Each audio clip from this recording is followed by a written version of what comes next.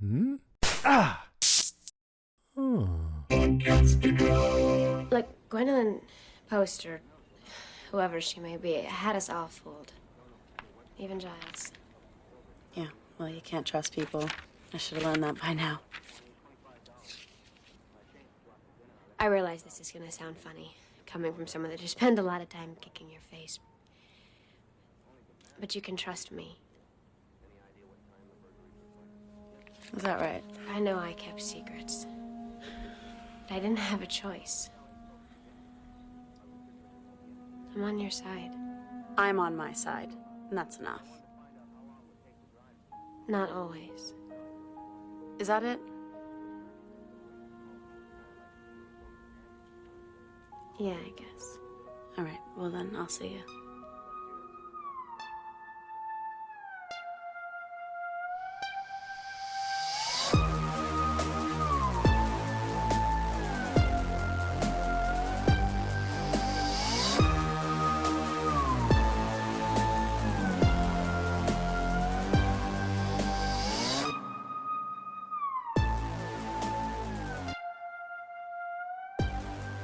Hello, everybody. Welcome to Still Slaying, a Buffyverse podcast. I'm Penny. And I'm Steve. And I'm Kara. This episode, we're going to be discussing Season 3, Episode 7, Revelations, directed by James Contner and written by Jane Espenson and Douglas Petrie. The original air date of this episode was November 17th of 1998. And when this episode originally aired, it pulled in an audience of 4.4 million households. That is a pretty good rating for a cable show back then, or a side network show. You may have recognized the voice you just heard that wasn't me or Kara, and that is, in fact, Steve, famous for the live Steve voicemails that he leaves on various Podcastica podcasts. Steve, welcome to Still Slaying, and tell us a little bit about your history with Buffy. Thank you so much for considering me and bringing me on. It's amazing. I love this podcast and what you guys are doing with it. I was a fan of the movie, the original Christy Swanson movie, and when I heard there was going to be a TV show and it was going to be a little bit darker, I was very excited because I really really wanted to enjoy it, and I watched it from the beginning. I've rewatched it I don't know how many times. I've watched Angel and rewatched Angel as well, and for me, it was one of those things. I was born in 1970, so I was these actors' age, not the age they're playing, but and Yeah. I don't know if I mentioned this on any of my live Steves before or not, but I had a huge crush on Charisma Carpenter. I Not mean, not the character. Yeah.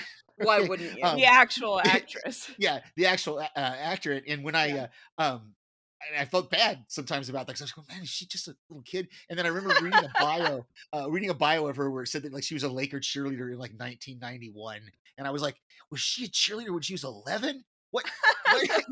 And so I finally found out, and according to IMDb, she's a month older than I am. Oh, So awesome. I no longer, I didn't have You're that like, bad I'm feeling. safe. I Okay. didn't have that bad feeling, and she still looks good today. I almost had the She chance really to meet does. her a few years ago. She was in Tulsa, and I went to a comic convention up there that she was in, and I really wanted to see her. It was in August though, and if you know anything about August in Oklahoma, Oh, it's God. like super hot, and I had to park like a Yeah. half a mile away from the venue, and Ugh. when I got to the door, when I was getting up to the door to enter, they were using a metal detector, and I realized I had left my pocket knife in my pocket, so I had to Oh, go all the way no. back to my car, get rid of my pocket knife, and then come back and stand in line again. So the time I walked in there, I was a sweaty mess, and I had gone there also because Mike Grell, he's a comic illustrator, and I had a whole run of one of his comics. And I had 2 or 3 of the first edition prints from the 1980s that I wanted him to autograph, and so I went and got that done, got him to autograph those comics, and then when I went to go to Christmas booth, it was a weird setup. I don't remember what the convention planners were, but you had to get a ticket to stand in line, and then you weren't assured. So you had to buy a ticket to stand in line, and then it wasn't even guaranteed you were going to get to up to her before she left. And I was Oh. like, I'm not going to spend $20 and then you had to get there again and spend another like $20 or $30 for a selfie or an autograph or Oh, whatever you wanted. I was just like, I can't do that. And so I just ended up going home. Yeah. But no, Aw. that's a long story to say that I've had a long history with the Buffy verse and with Angel. And I just love the shows all. Awesome. Love That it. is awesome. Steve, you do your own podcasting. What are the podcasts that you work on? Yeah, so the main one that I do with my partner Mark is podcast partner Mark um, uh, is called Panels to Pixels, the Panels to Pixels podcast, and we've kind of been on a hiatus. We started What If, and then I've had some health issues, and it's kind of sporadic. But yeah, if you want to subscribe to it, you'll get notified whenever we put new episodes out. We will be doing Echo here sometime soon, hopefully. Again, that's Panels to Pixels podcast. And that is the same Mark that we had on last week, right? Yes, that is the same Mark you had Awesome. on last week. We Love how are, that worked out. yeah, we have quite a little community of podcasters, and we all support each other, and it's really lovely. It is So amazing. It's a great group. let's go back to November 17th, 1998. Let's talk about what was still at number one in the US for number one song. It's still Doo Wop, That Thing by Lauryn Hill. And it's been like 3 weeks now, I think. Is Yeah. that right? That was number one. I've been listening to it in my car on the way to work every morning for a little bit of nostalgia. In the UK, the number one song is still Believe by Cher. I have not been listening to that. That song will get in your head and never leave you.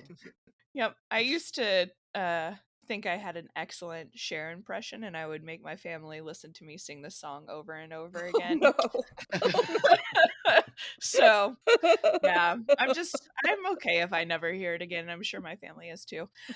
And at the box office in the US, number one is Ants, number two is Saving Private Ryan, and number three is Small Soldiers, and Waterboy isn't too far behind at this point. That is such a Wow. strange lineup of movies. It really is. Isn't it though? Like, it's so random. The late 90s were weird. On this day in history, we have some space related news. You all know how much I love space stuff. I'm such a NASA fan. All right. The Leonid meteor shower occurs on November 17th, 1998, featuring glowing trails of comet dust in the night sky. Said to be the most intense meteor shower in 30 years, it threatens about 500 satellites now circling the globe. Also, Voyager 1 overtakes Pioneer 10 as the most distant man made object from the solar system at a distance of, I'm not going to read that first one because I don't know what that is, Yeah. 1.03849 times 10 to the 10th power kilometers, which it doesn't really matter what that number is. It's like mind bogglingly large distance Yeah. is what you need to know. It's just, Yeah. I was like, so fun fact, AU is astronomical units, oh, and 1 AU is one distance from the sun to the Earth's orbit, which is about 93 million miles. okay. So, isn't that insane to even try to wrap your brain around? I Yeah. was sitting there like, man, good thing I'm not high right now because blowing my mind. You know, Like, that is wild. I remember this meteor shower because people were talking about going camping and stuff so they could see it. Because I was living in New York Oh, City, there was no chance to see a meteor Mhm. shower. You know, the light pollution from yeah. that city is intense. So I just had to like, and back then there wasn't like live webcams and stuff like that, so you could vicariously enjoy it. So I Dang. just had to wait for the color photographs in the Sunday New York Times. Mm. Aw. So different now, thank goodness. Wow. It's good and bad. Yeah, well, that's true. All right. Well, during the week of November 16th, 1998, November 19th, Bill Clinton and the impeachment trial for Bill Clinton is ramping up. On Thursday, November 19th, the House Judiciary Committee is to open impeachment hearings in Washington. Independent counsel Kenneth Starr Mm. is scheduled to testify. The next day, on November 20th, a Russian Proton rocket is launched from the Wow, that's a Yeah, I Russian just gave word. you all of the difficult words. Cosmodrome in Kazakhstan. Is that a real country, Kazakhstan? Yeah. I always thought Mhm. weird. I always thought that was a made up country. Carrying the first segment of the International Space Station, the 21-ton Zarya module. Come on, thanks. I know. Um, Iraq Welcome to back. the podcast. um, Trial Iraq. by fire. Iraq backs down, and then defense arms inspection. November 15th, Clinton says Iraq President Saddam Hussein has retreated and again vowed cooperation with the United Nations. November 22nd, Iraq reverses stand and says defiantly that it has the intention of cooperating with inspectors. I think Little I just read that wrong. intention. Yeah. Yeah, little intention. Thank you. Little intention of cooperating with inspectors. Just casually ramping up tensions. Hmm. Yeah. Believe me, I was in. For those that don't know, I did 20 years in the Air Force, and so I was Oh not gosh. overseas at that time, but I was definitely keeping an eye on that. I can imagine. What was that like, Steve? Gosh. Well, so I joined. I joined in '89, and just before Desert Shield, Desert Storm, and so uh, I kind of volunteered, and well, I didn't kind of. Yes, that's it. We only have volunteers, but I wanted to serve my country. My brother and my father and my grandfather had all served this country, and I wanted to do the same. Um, I had some plans that got derailed as well, but it's a little strange, particularly after 9/11. We had guys that actually ended up getting out because they didn't want to go. They had joined prior to Mm. 9/11, and when they found out they might have to go overseas and actually fight for their country, they decided to get out instead. Huh.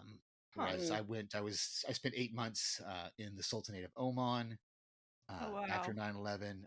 It's a scary moment when I think it was, I want to say it was, gosh, it was 2 weeks. So about the 25th of September 2001, I got the phone call from my bosses saying, we don't know where you're going. We don't know when you're leaving. We don't know when you're coming back, uh, but you're going. And I was like, Jeez. okay. And then 2 days later, the next day I was in briefings. The next day they changed the name of the operation from Ultimate Justice to Enduring Freedom, and then on that Thursday I was on a plane, and Wow. I had no Wow. idea. So it is scary. But it's one of those things that's what, at that time for me anyway, that's what I joined up for. I joined to serve this country, and it's amazing when you start to run the numbers, and the number of veterans, retirees, active duty, guard is less than 3% of the population of this country. Yeah. Oh wow. And I to did think not that realize it was that it's very low. low. Yeah, it's amazing to think that 3% of our population is what has guarded and is guarding our freedoms. So That's Does that awesome. Well, include like defense contractor personnel? no, I think that's just Actual living. military? Yeah, actually no, that's living veterans, which is those that if you've been sort of like 4 years and Hmm. you're out now, if you're a lot, it's living veterans and guard and national guard. Wait, Mm. yeah, state guard and national guard. I think it covers everybody, retirees, veterans. Less than 3%. It's staggering to think that's all the number is, Yeah, that's right. amazing.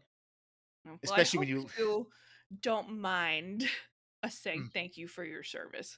Oh no, it was my Truly, pleasure to serve. It was Oh, my Steve, pleasure to that's serve, beautiful. and I I'm from a appreciate that. military yeah, family as well. My father was career Army, and yeah. I grew up in that world of, moving around and instability. Um, Hmm.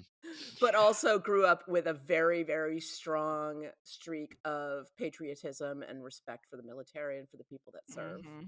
So I Thank too you. I thank you for appreciate your that. service. Yeah, And that's Yes. good. I advocate a lot with my political representatives for veteran care and military family support because I think Yes. those two things are super underfunded. Absolutely, and I appreciate that as well. So Oh yeah. All right, on We could to have a whole podcast on that. yeah. On to a lighter topic of conversation. This is the episode with the intervention, and I love it. Mm. This is way before intervention was really in the zeitgeist, and before there was like Mhm. an intervention TV show. Yeah. So it was kind of like a fresh and novel thing to hear it on Buffy at this time. We were sort of just as a population learning about the concept of interventions. I think Mhm. there was an intervention maybe the same year or a couple years earlier than this on Party of Five. And Oh yeah. that was when I sort of learned about the concept and was like, "Oh, I get it. Like you confront the person, but you do it in a, controlled setting and you all Mhm. gather together and you try to peacefully tell them what's what and then they need to make a decision." And Yeah. it hadn't become a joke yet. And then later, Yeah, did it you guys ever definitely watch How I became a Met Your joke. Mother? Yeah. I was just gonna Yeah. say Yeah. that was All for me, the that was my interventions. Where yeah. they have just like Uh, intervention after intervention after Yeah. intervention. It was I incredibly meta, and of course Allison I Hannigan was in did that show enjoy too. that. So yeah, yeah. Mm. That's what I was gonna mention. That was what came to my mind as soon as you started talking about that was How I Met Your Mother. yeah, such a Oh fun. god. If you haven't seen How I Met Your Mother, you don't need to even watch the whole show. Just find that episode. It's so funny. Yeah. Yeah. All right, Steve, as our guest, you get to start us off. Where would you like to start the conversation? I was just rewatching it this morning, and I had not caught when I watched it yesterday the library envy that Gwendolyn Post is throwing at Giles. Oh, so Are much these all your shade. books? Where are the rest of your books? Yeah. And he's like, I have this one, and he's so happy to go. I have this one, and she's like, oh, okay, go good, yeah. Poor That's Giles. yeah. So, and I just love the fact that we got the other thing is the library has kind of become this central kind of place, and you talked about it before. um but it's also one of those moments when in the last episode they did have study hall, I guess, which was in a chemistry class, which I didn't Mhm. understand but he tells them go to your classes, and I'm like, wait, they actually go to class? Yeah, ever? We always see them sneaking out, and just like, yeah. So yeah, that's, I mean, that's a brief one, but that just made me chuckle. Yeah. Oh yeah. Gwendolyn Post is first of all, Gwendolyn Post, Mrs. I don't know what her deal is with the putting Mrs. at the end, but it just makes her sound so snotty. And Uh-huh. Yeah. she picks on him about the books, she picks on him about his being American. And when she like replaces the tea bag at his apartment with like her tea that she carries in a tin in her I purse. love that moment. Oh my god, it is so mean to I didn't even Giles. notice And that. I was trying to figure out what she did. I saw her do something. I was like, what did she do there? And yeah. so thank you for And she's saying, yeah, when you let the little things go, everything else goes to soon everything will go to hell in a handbasket. And she sort of pointedly picks up the tea bag, like, this is the little thing Mhm. I'm talking about here. Like, this is the Right. proof that you suck. And of course, it's all this brilliant strategy on her part, right? Mhm. To obfuscate her real motive. She Mhm. invades the group. Invade is the wrong word. Infiltrates the group beautifully. They all believe her because Giles doesn't have time to wonder if she's for real because he's so busy defending himself against this Mhm. ego threat.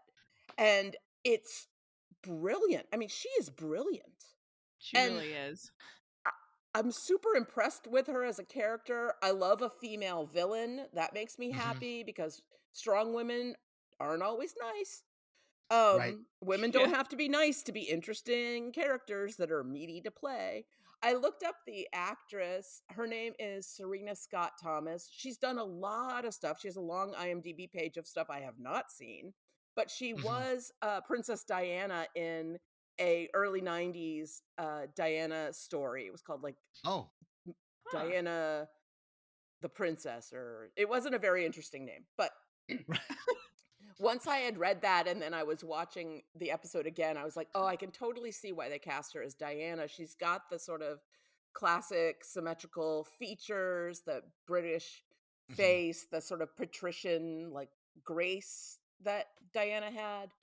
Yeah. And I was like, oh, I kind of want to watch that movie. And then I was like, no, I'll go down a Princess Diana rabbit hole. Like, I don't Right. have time for that right now. I'm a big Diana fan. I think she was a remarkable person. Any man that grew up in the 80s that says he didn't have a crush on Princess Diana is lying. Yeah. There's no matter who you were. Yeah, you she were She was into Carrie stunning. Fisher, right? You were into Princess Leia, you were into Princess Diana, and you had some very complicated feelings that came up Yeah. when you saw Paula Abdul. Yes, I can totally admit all three of those. Oh, that's fantastic. Yeah, Paula Abdul sort of burst onto the scene in the 90s or in the 80s, and we weren't ready for her dancing and choreography. She was so energetic and sexy and also playful that I'm not into women, but like, damn. Yeah, The fair. playfulness is what really sells it. Like, she danced with a cartoon cat, and everybody was Absolutely. like, That's "Oh, right. her standards are low. She might dance with me." She might go for a guy like Her me, a little schlub like me. Oh my gosh. That's fantastic. I love how Gwendolyn Post has pushed Giles so far off balance that he turns into a grump of the First Order. He almost bites Xander's head off, literally, right? Tells him to I like get enjoyed that lost. moment. He's How many such concussions has that man had? You know? Yeah, like the past, I think it's like 3 out of the last 4 episodes, he's been knocked out, Yeah. like hit in the head. Like that is wild. There's no But way for he some doesn't have reason, CTE, right? oh So yeah, maybe his bad Exactly. mood is a CTE thing. I he don't just know. takes it all out on Xander most of the time. Yeah. He Like, really doesn't like Xander. He has no no, patience for Xander. it kind of cracks me up. It makes me feel bad for that is one thing, especially in an episode that we will get to in the future, the Zeppo. That is one of the things that makes me feel really bad for Xander. Just like, come on, man, build that guy's confidence up. Yeah, you've talked about this before, but with Xander, I can't like there's times when I have no defense. I have no way to defend him. And there's several Yeah, moments in this episode where you can't, but at the same time, you go, he's been, he's been pushed down so much. yeah, And uh yeah, and the thing with Angel, as soon as he sees that Angel's back, he automatically goes to the dark side. That it must be Angelus, you Yeah. yeah, know. Or Uh, I don't care if it's Angel or Angelus. He's too dangerous yeah. to live anyway. That's right. basically what that's the gist of his argument. And I mean, I guess we can dive into that point now if y'all Yeah, go want. for it. Sure. Yeah. Because one thing that I do appreciate about this episode, it's very well written in that there's just so much gray. You can see where everyone is coming from with how they react and how they're feeling. And, I understand Buffy, she had to kill the man that she loved. She grieved his death, moved on, and then surprise, he's back from the hell dimension she sent him to. And that's complicated. She doesn't know Xander kept from her that Willow was performing the spell that Ginny Calendar had left them.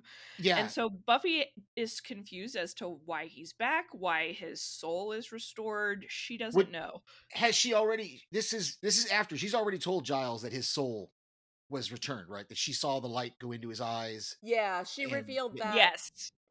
in the second or third after episode, or yeah, like the third episode, I think, Yeah. He was when kind of Faith had to admit her dark secret, then Buffy Mhm. admitted Mhm. hers. Yeah. Yeah. So And she go ahead. no, go on. Like I said, she's told them that his soul was returned, was back, and she knew that, and now they see her. But everybody jumps to that, even Giles. And there's that moment in the library where Giles tells her, "You don't respect me. You don't respect Oh, what I'm doing or what my job is because you kept this from me. He tortured me for hours just for fun." I know this is a lot to absorb, but Angel did find the glove, and that was a Quite. good. I won't remind you that the fate of the world often lies with the Slayer. What would be the point? Nor shall I remind you that you've jeopardized the lives of all that you hold dear by harboring a no-murderer. But sadly, I must remind you that Angel tortured me for hours, for pleasure. You should have told me he was alive. You didn't. You have no respect for me or the job I perform. It's a brutal scene, right?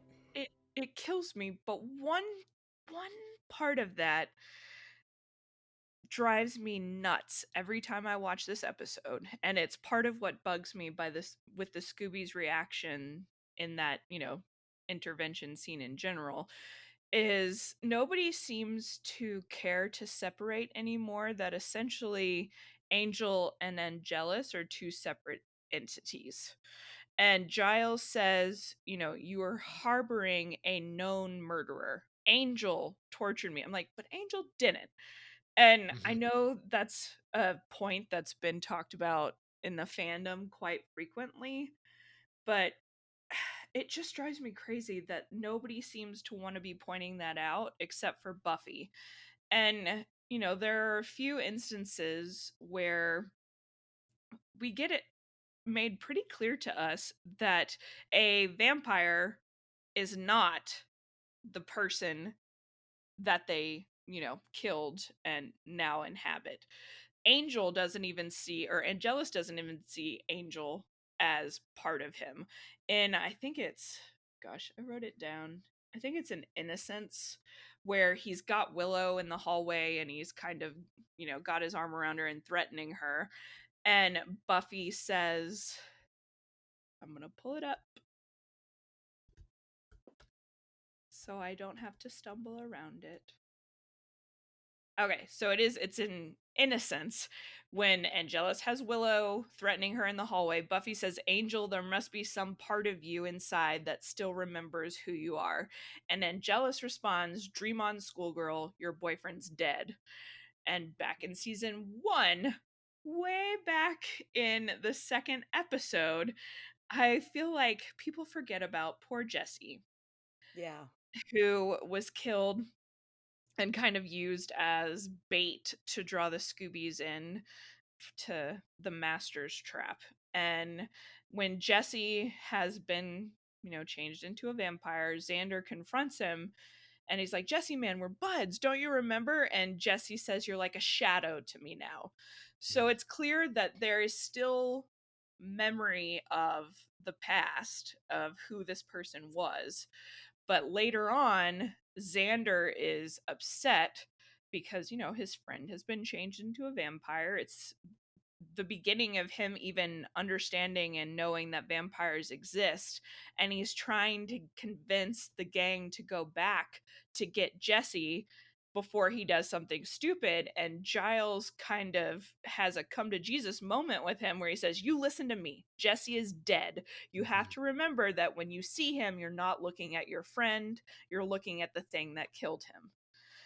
And it just drives me nuts that they don't seem to acknowledge that anymore, that Angelus is who did all of this. And I can see if they're maybe wondering if somehow, I don't know, if they don't trust Buffy's judgment, that he's not somehow tricking her. But Xander seems to accept that he is really Angel because he says that lovely line of, what basically are you waiting around for what? For Angel to go psycho again the next time you give him a happy? Oh, such a I horrible line.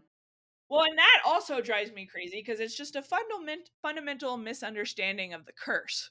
Yeah. And I want them to take a second, and I understand that they're all reacting emotionally. How could they not? They feel betrayed.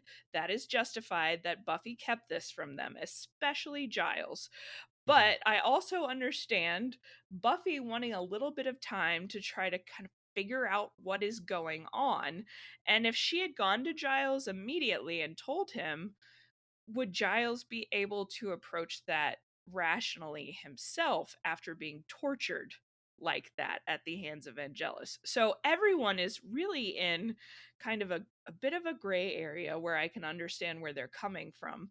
Mm-hmm. But the misunderstanding of the curse is probably one of the things that really bugs me. Well, and the thing is, with Xander, the first thing he sees is he sees them like fiercely making out, like Mm-hmm. like Yeah. aggressively making out, and like he doesn't see when Buffy pulls away, but so that's triggering for him, um, in both respects of jealousy and of what if they, Right. fall to temptation. Yeah. But by the end of the episode, you have Willow saying that she's okay with him because he saved her life. Xander saying, "Well, I'm not," and then Cordelia saying, "I don't trust you." Yeah. Yeah. So they all run the gamut of. So I like that what you said there, because I think they all have justification for what they're feeling and thinking. Um, but it's also they're not taking into account that he's, at least at this time, he's not Angelus. So Yeah. And they're not giving Buffy any compassion in that moment. I mean, Willow is Zero. trying to. Willow's, Yeah. She's Giles, such a nobody's good doing the friend. I statements. yeah, She's trying to be measured and open-minded, but Xander has always hated Angel. Buffy calls him on it and, accuses him of jealousy, which of course makes Cordy upset because it's a sore spot Yeah. for Cordy that hmm Xander is still into Buffy and she knows it. And Cordelia makes a really good point that, like, Buffy isn't really the one who's as much at risk as the rest of them because right, Angelus didn't want to kill Buffy. He wanted to torment her and by killing her friends. And so Cordy's like, Mm-hmm. I'm afraid for me. right, And Yeah. she's right to be. Understandable. And, they don't know exactly how the curse was broken. They might genuinely think it was the sex act and not understand that it was this moment of peace and contentment that Angel had when Buffy was sleeping in his arms. They hmm they don't Yeah. they might not know because she doesn't know. She was asleep when it happened, so she doesn't know exactly when it happened right, Well, either. the only thing with that, and I should have gone back and watched the actual clip, but I thought that in the episode Surprise, Ginny Calendar made it pretty clear to everyone what the curse was when she's reiterating that it's one moment of true happiness or contentment. And her people cursed and jealous to suffer. And it is difficult because we as the audience know, is it Uncle Enos hmm who has that line, Angel was meant to suffer, not to live as human, one moment of true happiness, of contentment, one moment where the soul that we restored no longer plagues his thoughts, and that soul is taken from him.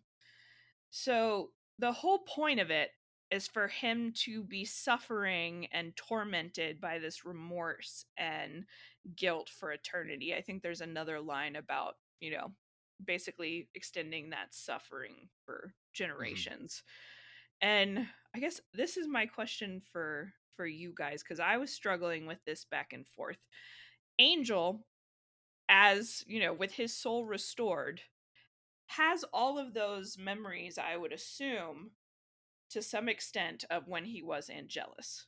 Yes. And knowing Angel as we know him, broody guy, I would assume that he would probably never let himself get to the point of forgetting that and having a moment of true contentment, especially when Buffy's involved, after making her suffer, after making those close to her suffer, You mean after now making that he those. knows the nature of the Yeah. curse? Yeah, I always thought about that. I was like, can he ever have a moment of happiness again? No. Because whenever he would get close to it, of course, he would remember, like, oh no, happiness makes me evil.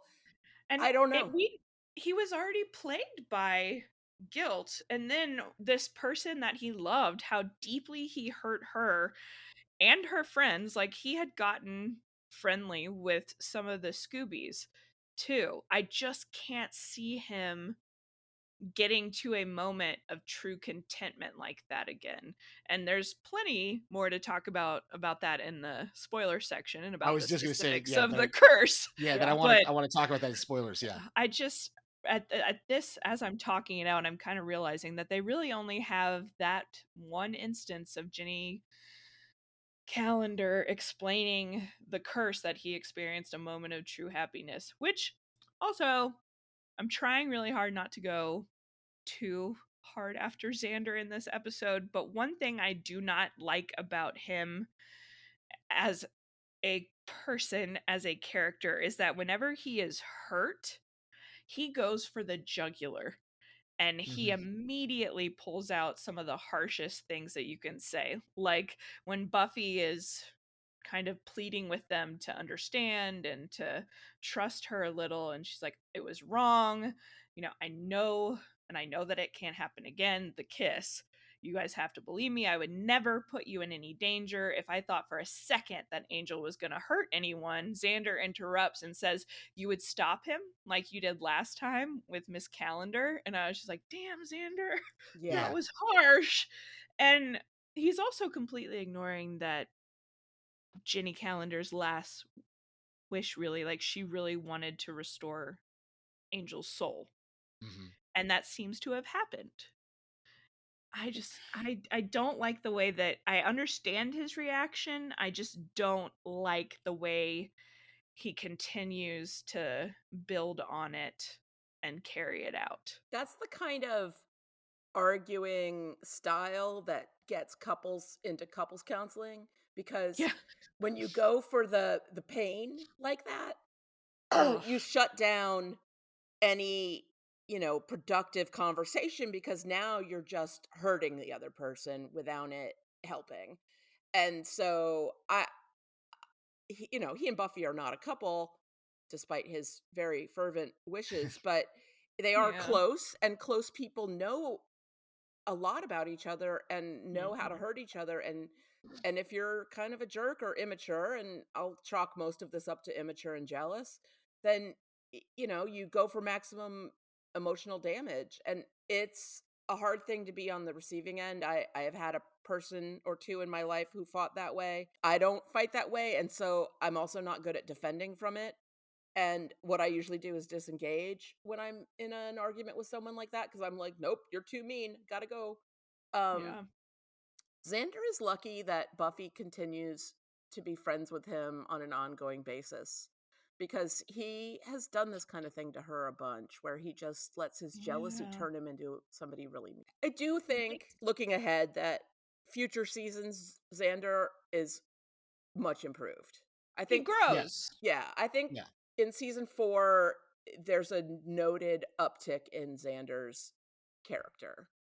So Yeah. soon we won't be like bashing on him so much. Right.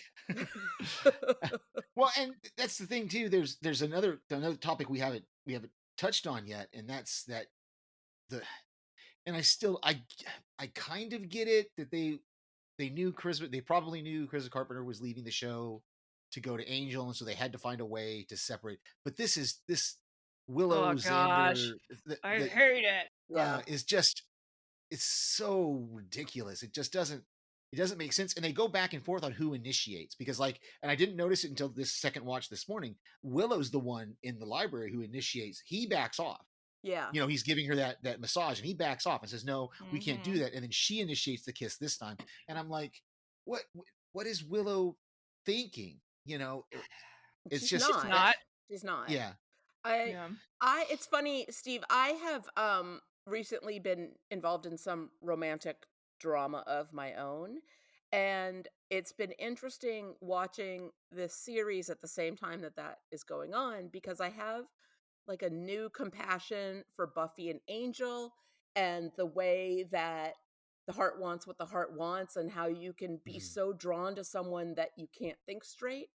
And I'm remembering what it was like to be 17 and have very little experience in romance and love and dating and sex, and to feel that, like, counterintuitive, stupid even draw to a person who was not an appropriate choice, it has made me a lot more forgiving of all of their behavior, because I'm like, that human need to connect with another person, if it attaches you to someone who's not good for you, it is so hard to walk Yeah. away. Okay, that makes sense. That helps. That helps me understand a little bit better and going forward what's going to happen. So okay, I I can think see that. also that Willow has some really deep insecurities from a lifetime of being a friendless nerd, right? Yeah. And so Hmm. the fact that Mm. a boy she always had a crush on is paying attention to her now is probably like a dream come true, overwhelming her in a way that also she's unprepared to defend herself against. Yeah. Like And once, yeah, I was say, it is not, inconsequential that Cordelia is the one that Xander is cheating on. Cordelia was a mean girl yeah, Hmm. and bullied them for years, especially Willow, always commenting on her outfit choices. So Right. there's probably a part of Willow that's like, you know what, it's my turn, you know? and Okay. also Or like his relationship with Cordelia is not even real. Who cares? yeah. And it's, I mean, you throw in teenage hormones, the fact that she had been in love with Xander for years and that was completely unreciprocated. I think that would be a big struggle for her. It just breaks my heart because Oz is just like the perfect little boyfriend. I know. Oz is the thing that makes the whole thing really hard to swallow, because Yeah. Yeah. he's so generous and loving with Willow in like every way possible. He Hmm. At this point in the series, he does not have a single negative characteristic. We've talked about No, No. this, how he's like and annoyingly not yet. perfect, Right. Right. but he has done nothing to deserve this at all. Yeah. And it, Mm-mm. it's so painful knowing that how hurt he's going to be soon. Yeah. Yeah. Uh Okay. I liked the way that he participated in the intervention. He seemed to be there at first just to be support for Willow, but then in a crucial moment he was like, "But you were kissing him, right?" Yep. And Right.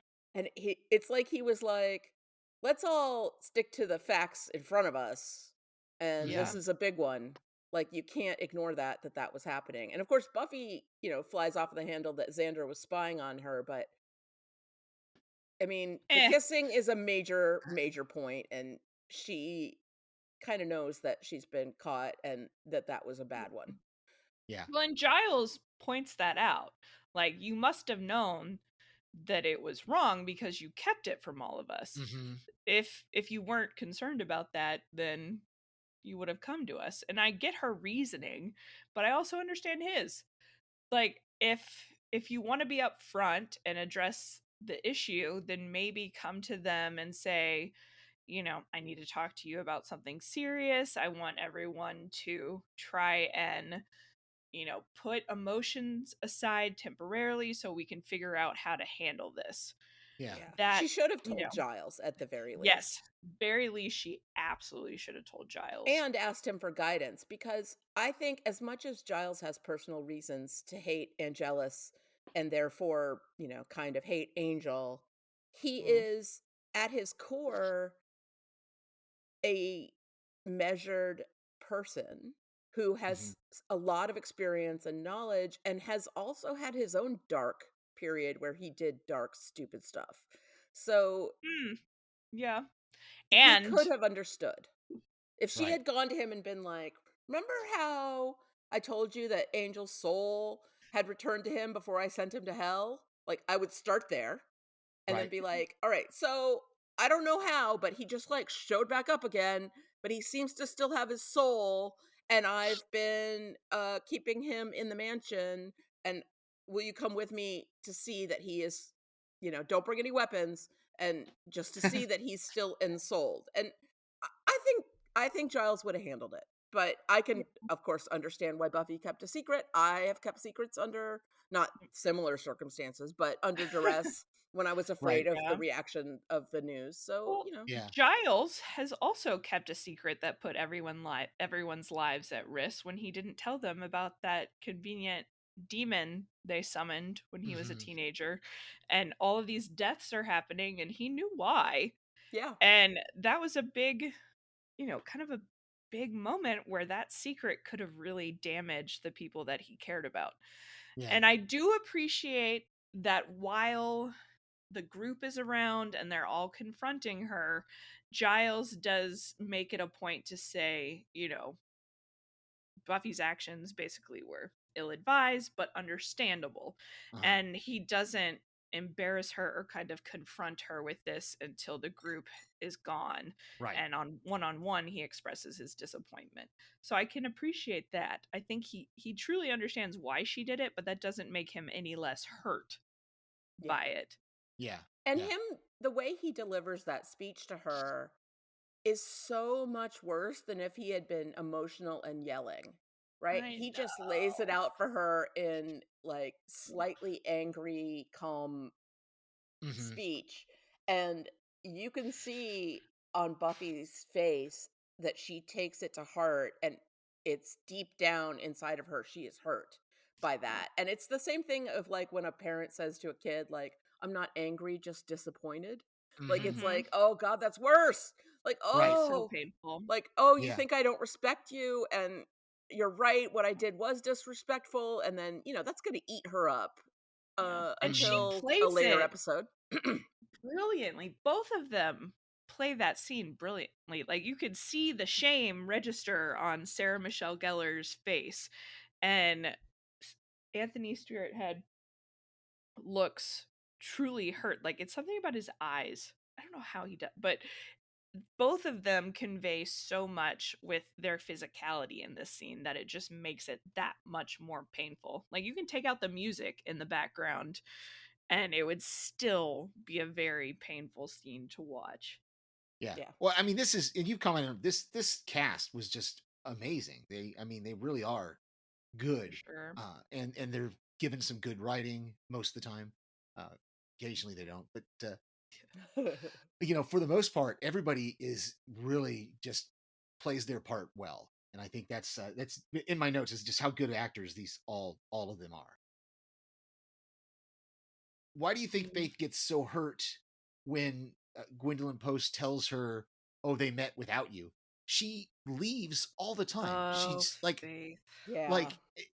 she Hmm. doesn't think of her. Does she think of herself as part of the group or not? I don't understand. That scene really confused me just a little bit uh, Well, because I that's a could tell it was was Gwendolyn trying to manipulate her, but how did she? successfully.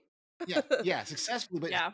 Uh, why? Why is that successful, and how would she know that relationship? so Like, Buffy, Faith. I think that Faith is another person who has some deep, deep insecurities about being liked or loved.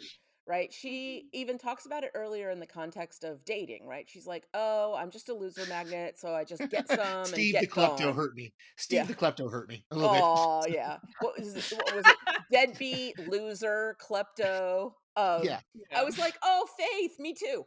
Um, so I think that she has adopted this tough exterior to pretend she doesn't need other people and that she's so independent and she's so tough, but she desperately wants a family and to mhm, Oh yeah. belong, and she sees that Buffy has one, and she is doing the thing that people who have this kind of trauma or who are borderline personalities do, where they're like, come close, go away, come close, go away. And it has to be on her terms. If the other person rejects her, then it hurts her to her core, but she often will reject people like before they get a chance to reject her. And It's okay, defensive. It's a yeah, trauma response. right, Her fierce independence is, based on all of these times throughout her life where she has either needed someone, felt close to someone, and has then been denied any sort Mhm. of connection or protection. And I think what's great about Faith and Buffy as characters is how they almost mirror each other. And clearly we see Buffy and her reaction to Faith, and she seems to envy Faith's ability to just kind of be completely herself, put herself out there. She's, Mhm. not self-conscious. She doesn't really have any sort of pressures at home, any responsibilities or expectations put on her, while Faith kind of envies Buffy's life and what Buffy has, and the fact that she has that stability at home. She has this close group of friends. And they even kind of counteract and show different types of slayers, where Faith is all about basically showing us how, she got the power. She's following any whim she has.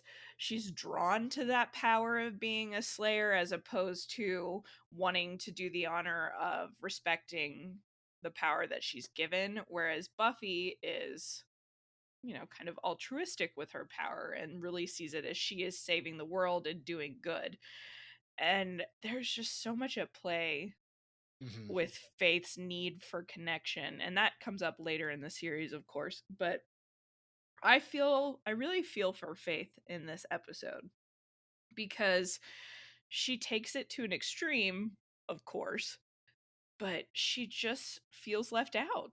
I think that's it. She feels left out. Yeah. And all of us have been there Mhm. where you're like, well, shit, they're hanging out without me? Like, what did Yeah. I do? Or why can't you trust me? And she reveals a lot of herself to Buffy, and Buffy keeps things kind of close to the vest. Buffy doesn't tell Faith about Angel. She doesn't get as, you know, vulnerable with Faith as Faith does with Buffy. And I think because of Faith's delivery style of like, yeah, deadbeat, loser, klepto, like, I Yeah. don't think anyone realizes how much of herself she's sharing because she does it in this like offhand, funny Mhm. manner. But she really is Yeah. opening up and becoming, she thinks, close, like almost like a sister to Buffy. And it's important to her. So when Gwendolyn Post says like, "Oh, something with Buffy and her friends," Faith, what Faith says is, "I guess that's not me." And Right.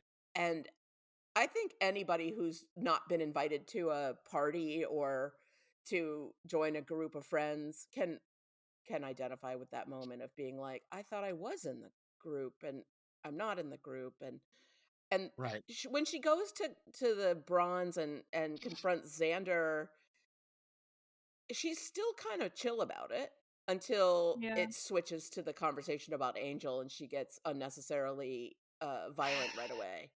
The Xander "Can I come?" Moment Oh, is like, oh. But then, he Makes me kind of ragey. that's where, like you said, I go back and forth with Xander, and I'm sure we all do. Is then when they find Giles in the library, Yeah. he's going to stay with Giles until the paramedics come, and he and ends he up also doing is it. like there's no bite marks or that we Right. don't know this was Angel. He does have rational thought and not just jealousy and anger in this moment. But Right. at this point, Faith has already gone off the handle. Like there's no Hmm. Yeah. stopping her with Well, and logic. Yeah. I fault Xander so much more than Faith in this instance because Faith wasn't around for Angel when he had a soul, and then Angelus when he didn't. Yeah. Xander knows. Faith doesn't even really know Buffy that well at this point. But I think she is acting emotionally on feeling that betrayal, feeling left out, and feeling that Buffy is not, you know, who she thought she was. They weren't maybe as close as she thought. And Faith's reaction is violence. Okay, he's a vampire. I'm going to kill him. It'll basically give her a little outlet for her anger, and that's it. But Yeah. Xander knows that Angel had saved people on a regular basis. He had helped out the Scoobies. He knows that Willow was doing the spell to re-ensoul him. He seems to believe that it worked. and yet he is still like, can I come, when Right. Faith wants to go kill him. And I'm just like, you know better than this, man. Like, Yeah. That's a I weak don't know. moment, and he also seems kind of sexually turned on by it, like the look Oh on his yeah. face, and Yeah. Oh yeah. it's a real low point in the arc of Xander. It Yeah. it really is. The way he's relishing the idea of what is essentially murder, right? Because slaying a vampire who's about to like hurt a human or who doesn't have a soul is really different from premeditated, like, let's arm up Mhm. and go to this person's house and murder them no matter what. It's not the same. Yeah. Well, I'm curious your guys' thoughts on this aspect of the whole Faith, Xander, Buffy, Angel thing. So, at the beginning of this episode, they're talking about Buffy and dating, and she's like, well, I am going out with someone tonight. I Right. don't know if you'd Yeah. call it dating. And then Faith comes up and like puts her arm around her. And I mean, I think Eliza Dushku is just so sexy in general that she has amazing chemistry with anyone. But Doug Petrie has mentioned in DVD commentaries and interviews and books where he said he specifically put in that context of, will they, won't they? Is Faith interested in Buffy? Are they Mhm. sexually attracted to each other? And I have no problem believing that Faith is, if not bisexual, at least very open sexually and open to exploring and experiencing, you know, Yeah. what it would like to be with a woman. And I can see a little bit of jealousy in how she reacts to the Angel situation, both in terms of friendship and possibly romantically. If she did have any sort of feelings for Buffy, that she wants to just get rid of Angel. She could be jealous that Buffy's spending time with him, and Buffy didn't share that part of herself with Faith. And that could Right. work on a lot of levels. Did you guys get any sort of subtext, or when you watch the series in general, do you see that subtext between Faith and Buffy? Oh, absolutely. And later seasons, there's going to be some more moments like that Oh in yeah. later episodes this season. Yeah. So, yeah, I definitely saw it there at the beginning when she puts her arm around her and they do the whole synchronized slaying thing, uh, Yeah. and kind of give a wink and a nod to each other. Yeah, I can definitely see that. Yeah, it's unclear to me if it's sexual or romantic or just um this kinship that they only can have with Mhm. each other that Faith is Mhm. possessive of. But there are certainly a lot of Buffy Faith shippers out there and Mhm. a ton True. of Buffy Faith fan fiction. And I mean, they're two incredibly gorgeous and interesting characters. Who wouldn't want to think about that? And I feel like if this show had been on HBO, we would have Oh gotten yeah, some of that. that's But true. because it was on the WB, it had to be just subtext. I mean, remember Mhm. Well, at this point, having tiny side character of Larry be gay on the show was like big groundbreaking media. deal. Mhm. Yeah, Yeah, So yeah. that Taking or at was least taking very it much seriously. subtext. Taking it seriously. Taking it as a serious character, true. not not a what's the word I'm thinking of? Not a Like a caricature. yeah, like a Yeah. caricature, like Yeah. in Three's Company, the building manager Oh, guy good who lord. was all subtext there, but Yeah. it was a caricature of. So Mhm. yeah, that's Well, definitely late '90s. Yeah. and I mean, I know Eliza Dushku has said before in interviews that she thinks Faith is bisexual and had a thing for Buffy, and she would play it that way.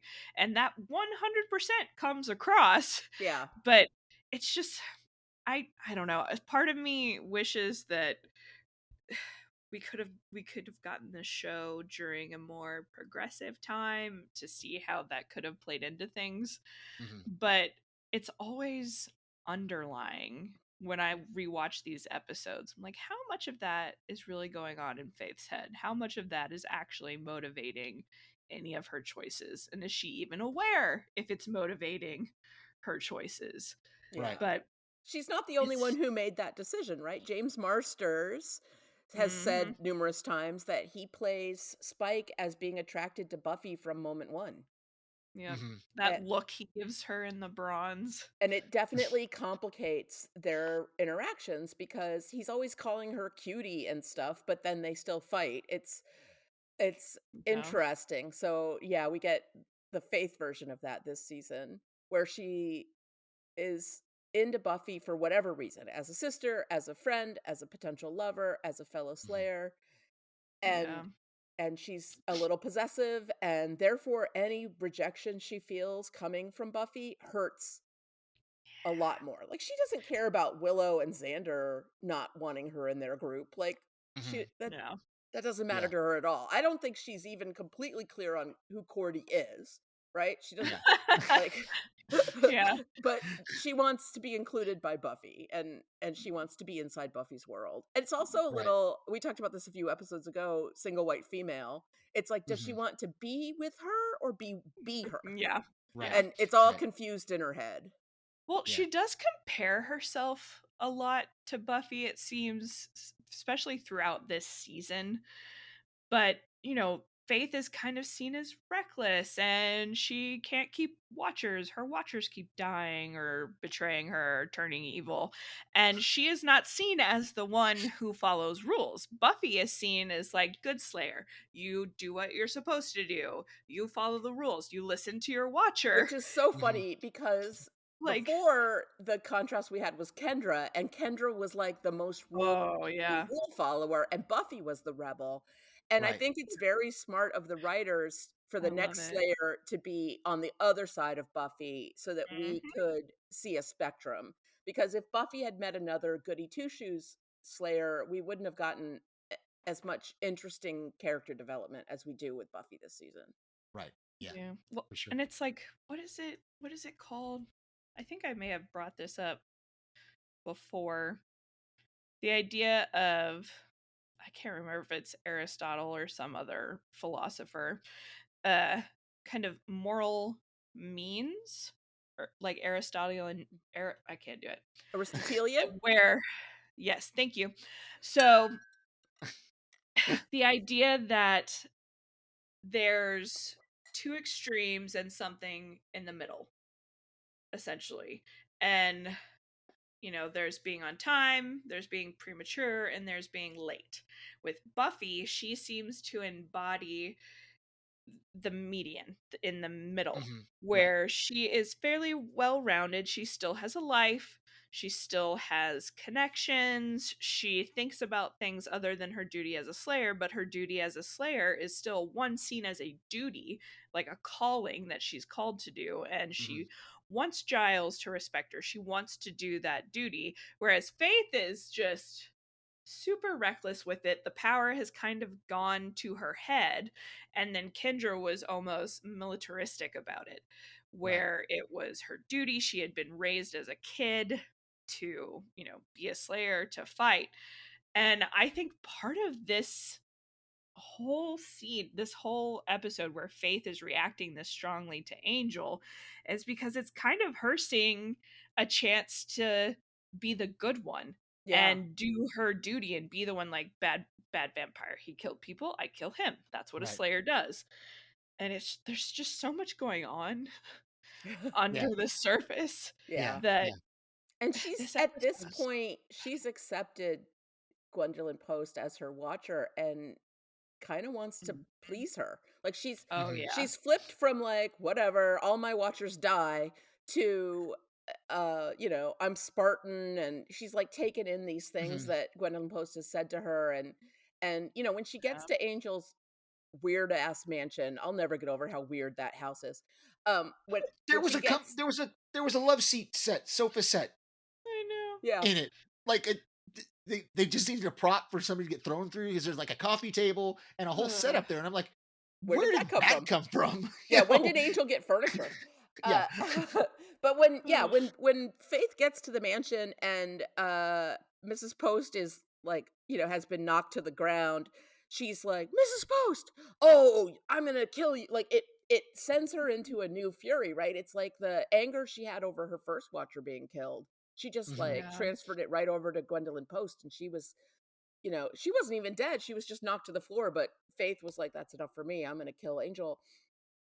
Uh, Ugh. Yeah. I think she also wanted to please Gwendolyn Post in that moment, and Sure. that's why she was like, Yeah.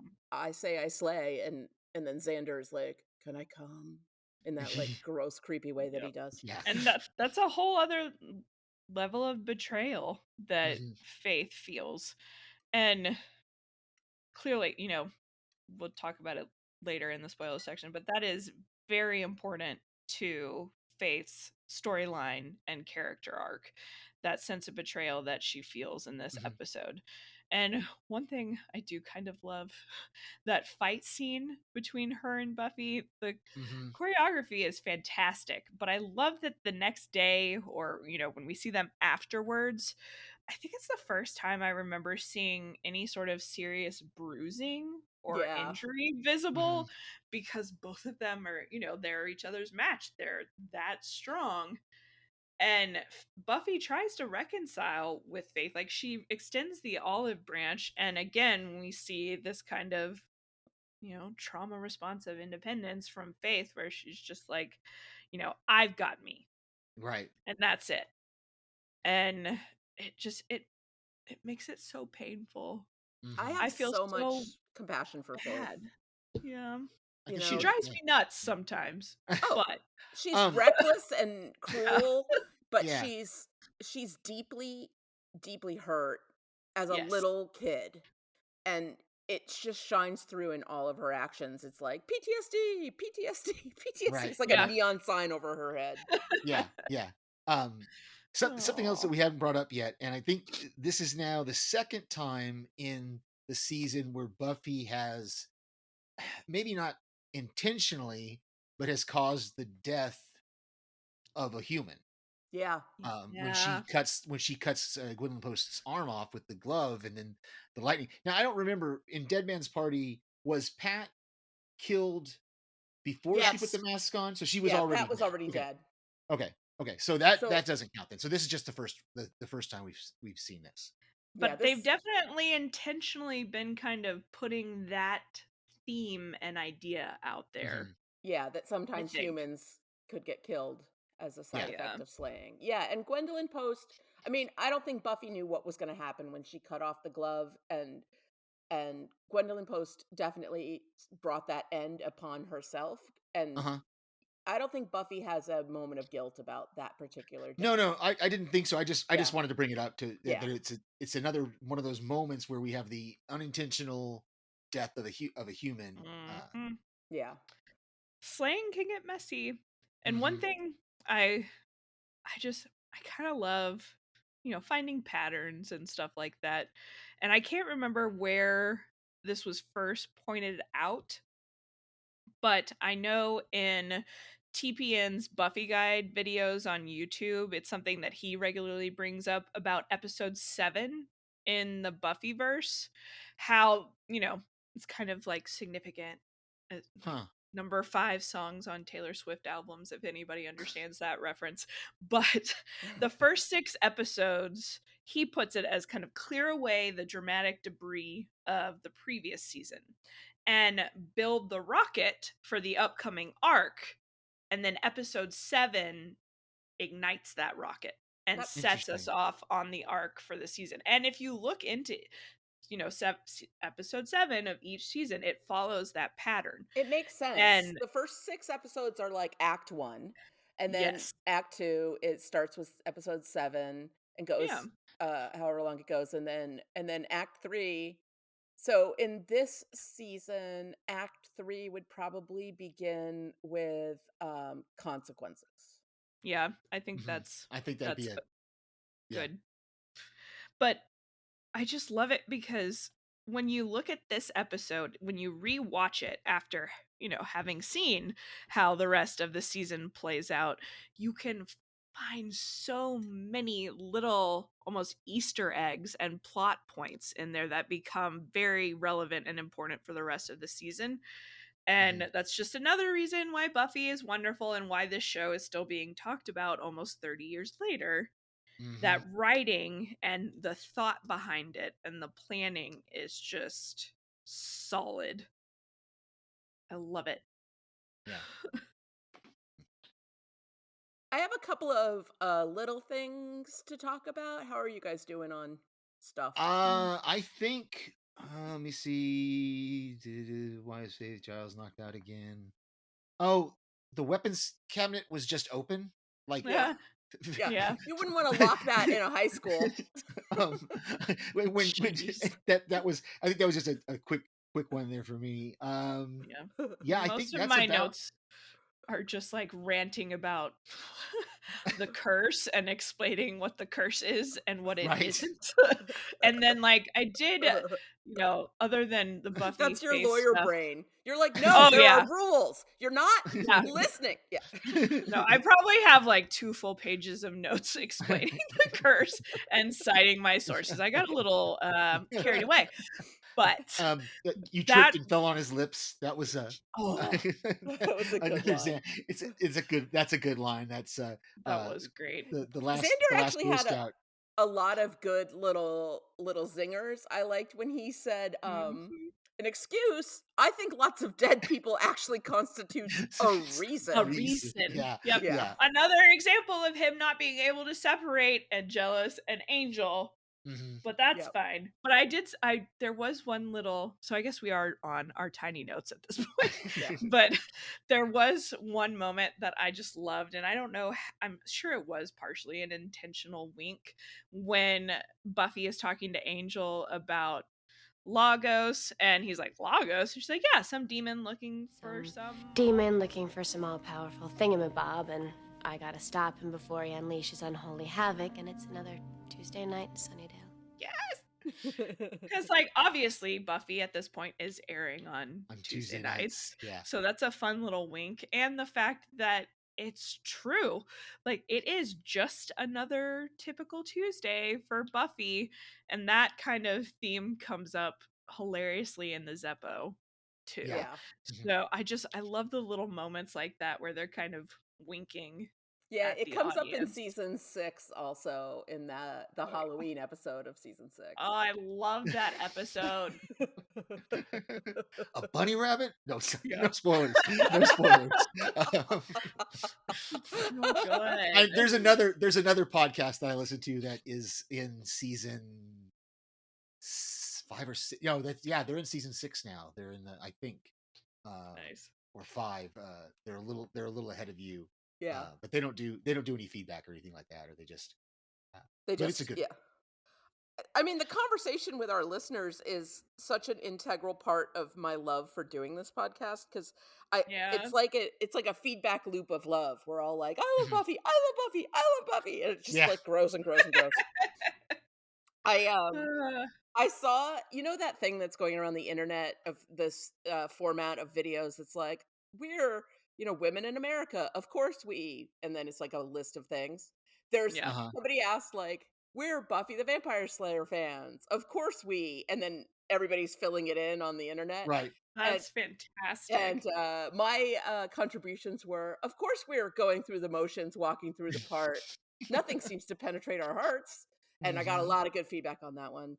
That's Nice. fantastic. It's a funny idea, and if any listeners want to send in theirs, I'd love to hear them because it's hilarious. Mhm. Oh, there are a couple other bullet point notes that I scrolled down from my diatribe and realized I put down. One thing in particular that strikes me in this episode and in the previous ones is that Buffy Angel scenes have such a different feel and tone to them that's almost tangible compared to earlier seasons. And I think it's one, obviously, in the writing, and then how David Boreanaz and Sarah Michelle Gellar play it off. And instead of, this building tension where it's like, oh, are they in love? Like, are they going to get together? What is it? Where it's unresolved. It's essentially just unresolvable tension at this point. Yeah. Because they are both so aware of the dangers that could happen if they allow themselves to be together. And yet, Angel is still not wearing a shirt. I know, that's for us. Angel, put on a shirt. They're strapping Angel. Come on now. I mean, they were doing Tai Chi, and sexy Tai Chi. Apparently, yeah, he gets very sweaty as a vampire that should not have any hydration in his body whatsoever, but that's fine. Yeah, We already that's talked. okay. I've never seen sexy Tai Chi in real life. I've seen lots of people doing Tai Chi in parks. That's really popular. And I've never My seen parents anybody do that hand move. It was really beautiful. I liked the way that scene was very monochromatic. Both of them are wearing black. Buffy, for once, doesn't have her girly colors, her sparkly hair clips, all of that stuff. She's just very simply dressed, black top, black headband. You know, the mansion is all concrete gray, ugly, ugly, ugly mansion. But it puts the two of them in stark contrast and really forces you to focus on the sexual tension, right? And they're moving in synchronicity, and it's I'm very impressed at anybody that can make Tai Chi sexy. That's all. It's just they accomplished that. Yeah, that is for really sure. beautiful. And I don't blame Buffy for wanting to, you know, fold herself into Angel's strong arms and make out with his shirtless self in that moment. He's very beautiful, as we've discussed. They have intense chemistry, and it's really beautiful. I love that the behind the scenes, apparently they were real pranksters to each other, and like Sarah Michelle Gellar would do things like eat onions before they had a kissing scene. Yeah, and so I now love whenever that. I see them kissing, I'm like, I wonder if this is an onion kiss. Right. Yeah, I've read that. or garlic. That'd be appropriate for a vampire just something show. nasty, or it's just, even if it's not nasty, just any strong flavor is like off-putting in a kiss moment. It's pretty funny. And I do love. Oh, sorry. Go on. I was gonna say, I love when Buffy does fight the Lagos demon, right? And then at one point she grabs his own axe off his back, and she's like, "Yes!" And then she beheads him, and then she's like, "Giles will be happy." And she and Willow just like walk out of the cemetery, leaving this like body and head there. And I started wondering, like, who cleans that up? Are there like scavenger demons that come and eat the other demons, or like just regular scavenger animals? Are there going to be like rats and raccoons and like, you know, coyotes? Or unsuspecting groundskeeper. And like that demon had all kinds of armor on, so scavengers aren't going to eat the armor. So is this like cemetery like lawnmower guy gonna like come across this like pile of like bones and armor and a separate head and just have to deal with it? Or does he, you know, do they call the police? And we know that's, you know, questionable. The police of Sunnydale are deeply stupid. Yeah, I would love to know what goes on with, because vampires, it's easy. They just back to dust. Yeah, right. And their clothes. Yeah. So. Yeah, somehow that works. Yeah. But yeah, demons, I don't know. But I do like dissolve, but not that fight scene. That fight scene is really good, and it also it shows us how Buffy and Faith are very different in that, and we saw when Buffy and Kendra would fight as well. You know, Faith didn't defeat this demon. She didn't think to grab the axe off his back, and why wasn't he using his axe? I don't know, but that doesn't matter. You know, she didn't have any weapons. Faith isn't as thoughtful or resourceful. She's all about the brute force, right? She goes straight on. Like, she saw that Lagos from behind. She could have had every advantage, and instead she kicks him and starts punching him. It's like, no, grab the axe and behead him in like one movement. Right. She is not a tactical thinker in any way. No. Yeah. It drives me a little nuts. But, you know, she wouldn't be Faith without it. So I do love to Giles's comments when he says that they swear there was a memo about Yeah, Gwendolyn 2 years Post, like, ago. 2 years ago, she was explosion. dismissed. Yep. Yeah. But it also, calls back to what we've already seen, that he's pretty isolated from the rest of the Watchers Council. Mhm. And, we saw that in Faith, Hope, and Trick when Faith shows up because she says, her Watcher's off at some retreat in the Cotswolds, and Giles was not invited. And Right. he's so And left out and sad. I feel so bad for him. He's like, I think they used to kayak. I used to love a good kayak. I think my favorite, like, Gwendolyn Post Giles moment is when, she is over at his apartment and she's kind of criticizing him that Buffy doesn't really seem to listen to him and he doesn't really have much control over her. And he's just like, Mrs. Post, like, I can assure you that Buffy is both dedicated and industrious, and I am in complete control of my Slayer.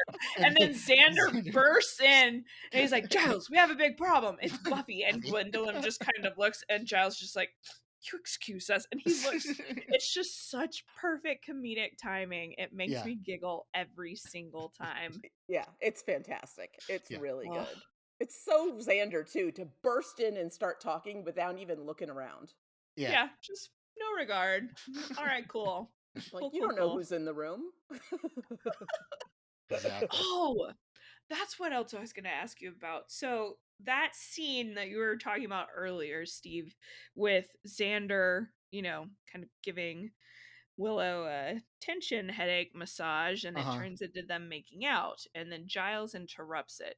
I have seen differing opinions on this throughout, the fandom a few times, where some people are convinced that Giles saw them and ignored it, and other people are convinced that he didn't see them, he truly was buried in a book. How That's did what you I think. guys read it?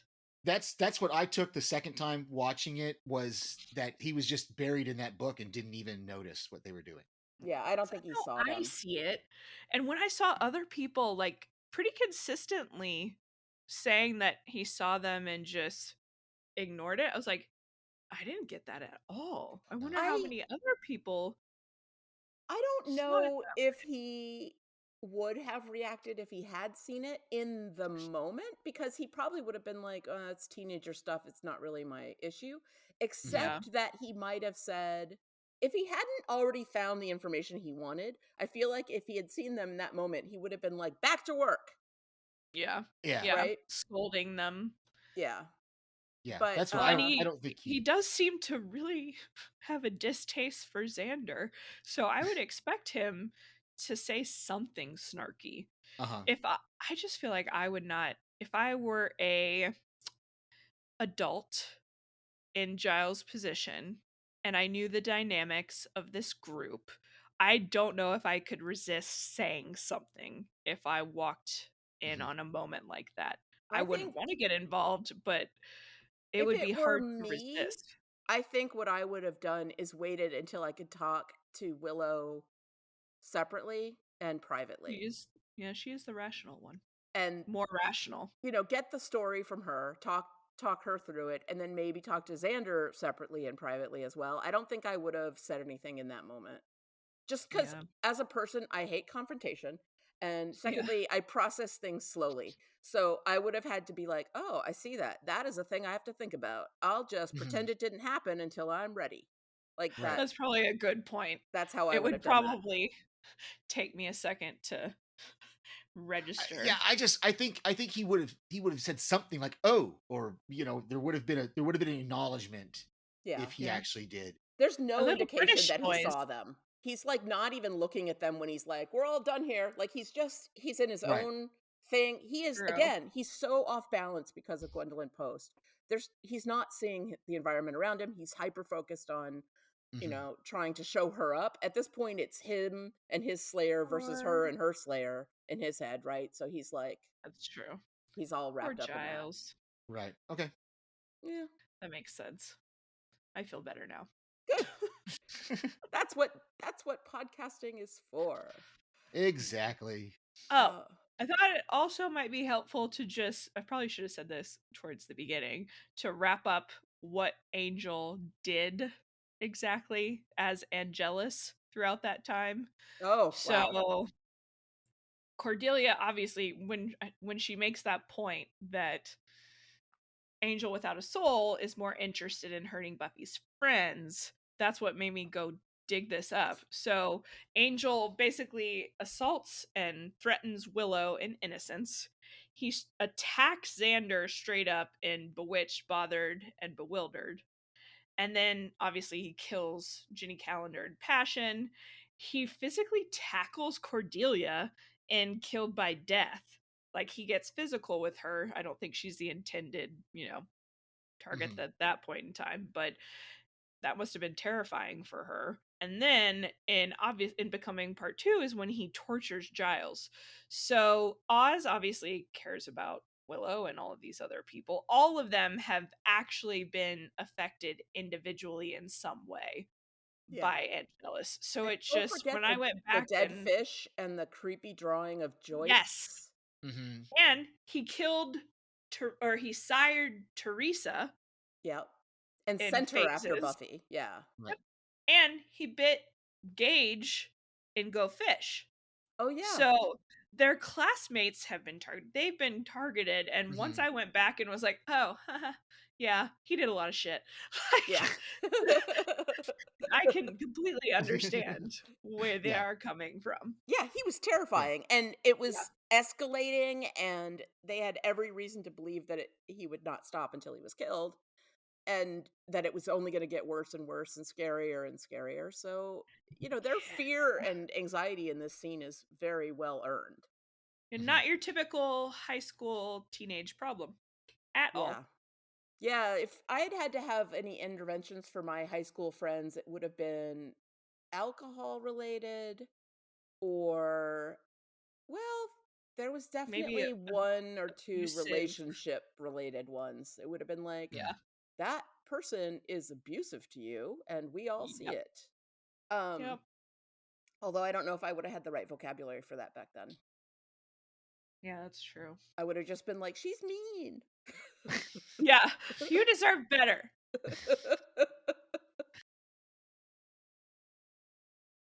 Okay, guys, it's time for some trivia. I will get us started with, we hear Faith's trademark saying 5x5 again in this episode a few times. Faith repeatedly uses this term, 5x5, usually to signify she's okay. 5x5 is a military term used over radio communication to signify loud and clear, signal strength and clarity. I actually knew this. Steve, you probably knew this too, right? Yeah, we use that and the alphanumeric alphabet. Military is a little different than like police and firemen, but that's another one of those things that I still hold on to. I didn't do the Alpha, Bravo, Charlie, Delta, Echo, Foxtrot, Golf, Indigo, Juliet, Kilo. L is Lima. Gosh. Oh, now I'm on the spot. Lima, Mike, November, Oscar, Papa, Quebec. S is Sierra, Tango.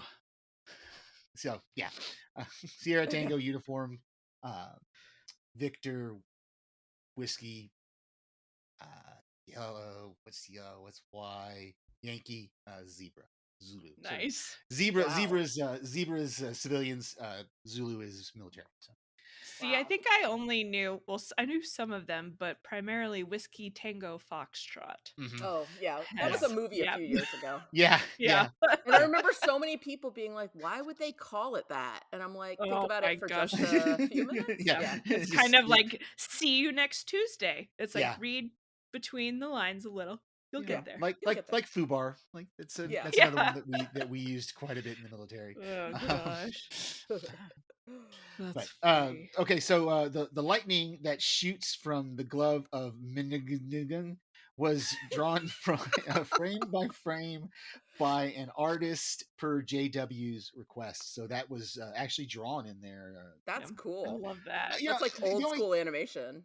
Yeah, I have a slight criticism, and your podcast isn't the only one that does this. When they complain about the CGI, I want to go, it was the late 90s. Yeah. Like, give them I a little love the grace. bad You CGI. know, is for the time it was great. But Yeah, yeah, yeah. that's interesting without the lightning though. It's drawn in I there. I think it adds to the fun, like kind of campy Mhm. Yeah. feel of Usually the the show. bad CGI is only, or the sort of out of date CGI is only in like Yeah, the out of the date is big better. action sequences where there's like, lately it's been snake-like demons. And Yeah. it's more funny than anything else. It's because we do know that it was new technology then. But when Yeah. there was that bad CGI deer on The Walking Dead, it had no Mhm. excuse. Yeah, No no, that excuses. was yeah. Because they could have just photocomposited an actual deer. Yeah, I remember exactly. thinking, and I will not go off on this tangent, I will just say one thing. I remember thinking that deer was like a hallucination by one of them because of how bad and fuzzy it was. Yeah. And I was like, huh, what are they on drugs? Did they find mushrooms? Like, what is going on? So, Buffy gets a pass. Buffy Yeah. does it well. Our other fun fact is this was the first episode written by Doug Petrie, and according to him, the glove of Minagon was originally supposed to be a demonic falconer's glove, which I remember seeing, that image of Gwendolyn Post kind of holding it up and thinking it looked like a falconer's glove. And he Mm. described that when you put it on and raise your arm, this huge dark cloud would burst through the ceiling and take the form of a bird that spits fire. Whoa. So that was what they originally wanted. And he said this was determined to be an unfeasible and unfilmable idea, probably because of the state of CGI capabilities at that time. But he did later use that exact concept in the graphic novel Ring of Fire. That would have been really cool, but it probably would have looked bad in the late 90s. And I Yeah, hope that we get agreed. to see it someday because it sounds Uh-huh. awesome. Yeah, for sure. I want a falconer's glove. I want to be able to summon It would come in falcon. handy actually when I'm playing with my cat because he goes full claw. Yes. Oh, smart. Oh, Very We yeah. smart. used to use the fireplace gloves to play with our cats when we were kids. Like Yeah. those big shearling fireproof Yeah. gloves. They were perfect. Yeah.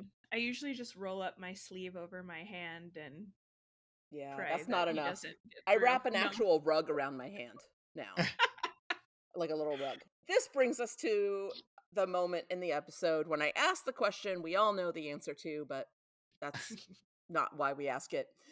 Does it still slay? Steve, what do you think? Oh, absolutely. Absolutely. Kara? Yep. I would agree. It's a great episode. It's not, one of my all-time favorites, but it is fantastically done and it sets up so much for the rest of the season and the series of Angel. So I Yeah. love it. Definitely still slays. I agree. I think it has so many great small moments in it, so much character development, and it gives us just so much to work with as we move forward with Faith, who is one of my favorite characters of all time. So, yes, it still slays. Do-do-do-do-do. Woohoo! Awesome. So, we don't usually have a news segment because the show is 30 years old, but we have a little, or 25 years old, we have a little bit of news today. Not Oh, great news, but news. I okay. know. Yeah, I'll start. Hinton Battle, a 3-time Tony winner and the original The Wiz actor, died at 67 years old after a lengthy illness. He was at LA's Cedars-Sinai Medical Center. And he played the Scarecrow in The Wiz. And Buffy fans will know him as Sweets, the musical demon from the iconic season Oh, 6 episode of Buffy, Once More with Feeling. He had an absolutely beautiful It's singing awesome. voice. He did some soft shoe dance, mm-hmm. and he really made a huge impression. I was sad to hear that he had passed. He was captivating. Especially as the Scarecrow.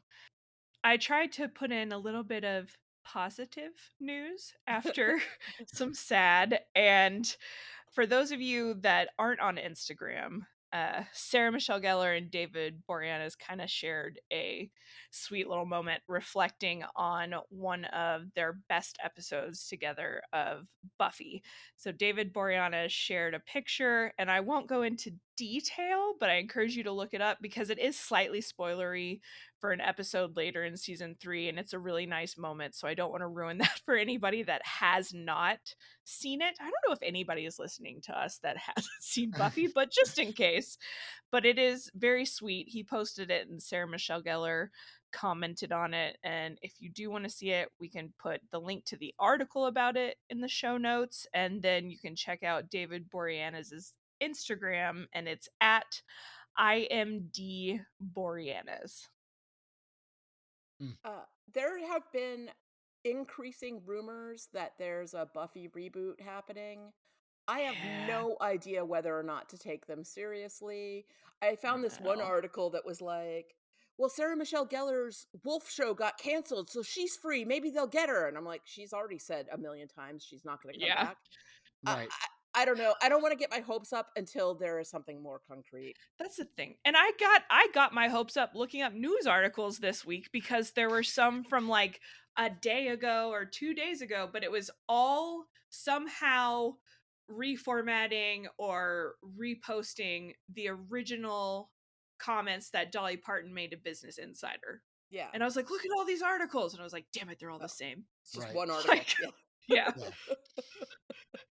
But I would watch. We're just throwing that out in the universe. There's a huge fan base that would watch, and the trick would be the tone and trying to recapture that wittiness, but for a modern audience. And I don't know how the campiness would go over. It would be a really tricky thing to reboot, but of course the fan base would support it. Yeah, I don't know about how Gen Z would respond or Gen Alpha would especially respond. with the JW stuff that's been the Yeah, last he would have to be years. not involved. I Yeah. think that's the only way it could move forward. He'd have to be like either 100% not involved or buried in the background. Yeah. It's a good thing I took my ADHD medicine this morning so I can filter my thoughts before they become words, because I almost said a few things about JW in that moment. But we all know how we feel about that.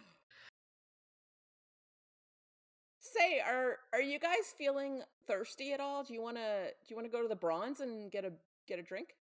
Yeah. Always. Let's do it. All right, and blooming onions. We'll get some blooming Mhm. onions. Oh man, that sounds so good Bronze right now. things. Things of bronze. Steve, why don't you read the first part of Becky's feedback? Good night. Okay, this is from Facebook. From Becky. She says, "Hello, all. Thoughts on season 3, episode 7. Well, before I get to the episode, some thoughts on the last pod. I loved The Rock. My BFF and I used to get together and watch wrestling twice a week. She was a Stone Cold Steve Austin fan, as was I. And The Rock, that's me saying Steve was a Steve. And the Rock was my man, truly the most electrifying man in sports entertainment. Also, Kara mentioned Celine Dion's The Power of Love song. I remember when McDonald's in the late 90s gave out mini CDs. I got one, and that song was on it, and I fell in love with that song and swore to use it on my wedding day. Well, fast forward to 2013, and I talked my guy into letting that be the song we danced to in our reception. Aww, 90s really music was and is still the best decade of music, in my opinion. Okay, on to the episode. Now, I have to stop for a second and make a comment. Does everyone know that that is actually a cover of an Air Supply song? I did not. I didn't know that. I think it's not Air Supply. It's is it Air Supply? It's a cover though. The Power of Love was done many years ago. I think it was Air Supply. So I may have to look that up. But yeah. You want me to go on? We can take turns. Oh, it is. Okay. It is Air Supply. You're right. Okay, thank you. Awesome. Sweet. You were quicker than I am. I'll pick up. So Becky goes on to say, I loved the faces of everyone when Mrs. Post arrives. She put Ms. Post, which is hilarious because she makes such a point of being Mrs. Post. I'm sure that's a typo. When Mrs. Post I arrives, hope it was intentional because I love it. It's really funny, especially Giles. Also, I don't trust her. She seems fishy. Faith's line, "I have this problem with authority. They kind of end up dead," was great, as well as Buffy's "interesting lady. Can we kill her?" That was a good line. Buffy's bomb beanie was adorable. I think we're entering the time when bedazzling became a big thing. I think you're right about that. Sarah Michelle Gellar looks so pretty in the scene where she's doing what I think is Tai Chi with Angel. Also, Angel still has no shirt. Just like last episode, I love how these two act out the romantic tension still lingering between them. Oh, wait, Angel does finally get a shirt. LOL. Is it just me, or does Angel look constipated in most of his scenes this episode? I get broody, but his face looks like he's in pain the whole time. Cute moment when Buffy and Faith were patrolling together, and Faith is asking about Buffy's love life, and Faith says, "I've had my share of losers, but you boinked the undead." Boinked. Good Boinked is a Lord. really funny word. Not diving deep into Willow and Xander making out, because I still am not a fan of this storyline, even though I know it's important for later. I totally forgot Xander was the one to discover Angel is still alive. I have a love-hate relationship with Xander. He and the rest of the gang has every right to be disappointed and upset, but I hate his delivery. It's always coming across as holier than thou, and he has no right to act as if he's better than her, especially when he's keeping his own pretty big secret. I yelled at my TV, "She kind of had to kill Angel because of you, jerk." Intervention time. Did any of you watch the show Intervention? I actually never did. Maybe I should. I appreciate Giles defending Buffy in front of the group, but expressing his disappointment in private. His speech was rough but honest and well said. Seeing Giles disappointed reminds me of how my mom used to tell me she was disappointed in me after I messed up. I always felt so bad. Giles and Buffy have such a beautiful father-daughter relationship. LOL at Willow rambling on about secrets. She was so cute when patrolling with Buffy and is pouring her heart out. I loved it when she was about to tell Buffy what's been going on. "Buffy, I have to tell you something. There's a demon behind you." I can't imagine anyone other than Allison being able to pull off that role. Another great Willow moment was when she told Xander, "Shut up and help me." You go, girl. Hey, Carrie, you want to pick it up? Yes. Poor Giles getting hit in the head again.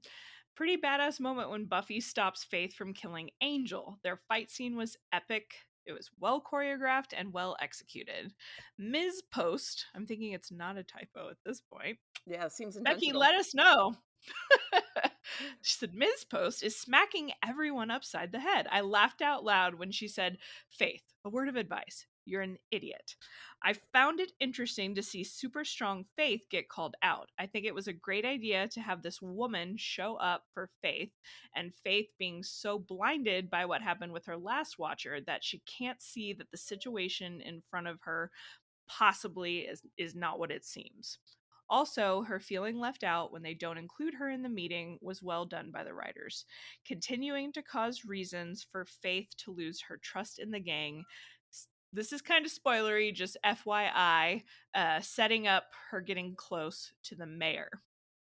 And then she said, "Aw, Angel saving Willow." And Xander won me over again with this response to Buffy asking if they were okay. "I like him 1 minute and can't stand him the next." Very mature how he explained why he got angry. What does he say? "I went postal after seeing them kissing." Yeah. And she said, "I again got really excited when she asked how she's doing, and Faith responds 5 by 5. A great saying and a very important phrase later on.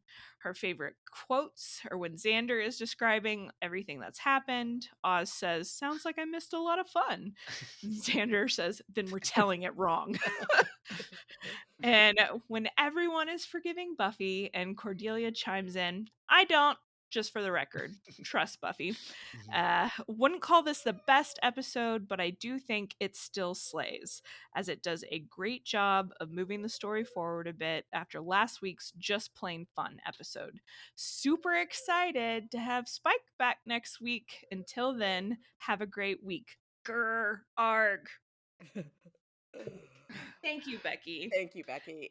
Becky sent a follow-up email, and it's kind of personal, so I'm going to read it because she gave us permission. She Yes. says, "Hi, I already sent my feedback for season 3, episode 7, so sending a follow-up email. I'm listening to the Band Candy podcast, and I'm at the point where you're discussing finding a clear identity, and it got me thinking about my teenage years. I am biracial. My birth mother is white and my bio dad is black. I was adopted as a baby by two amazing people. Glad to hear that.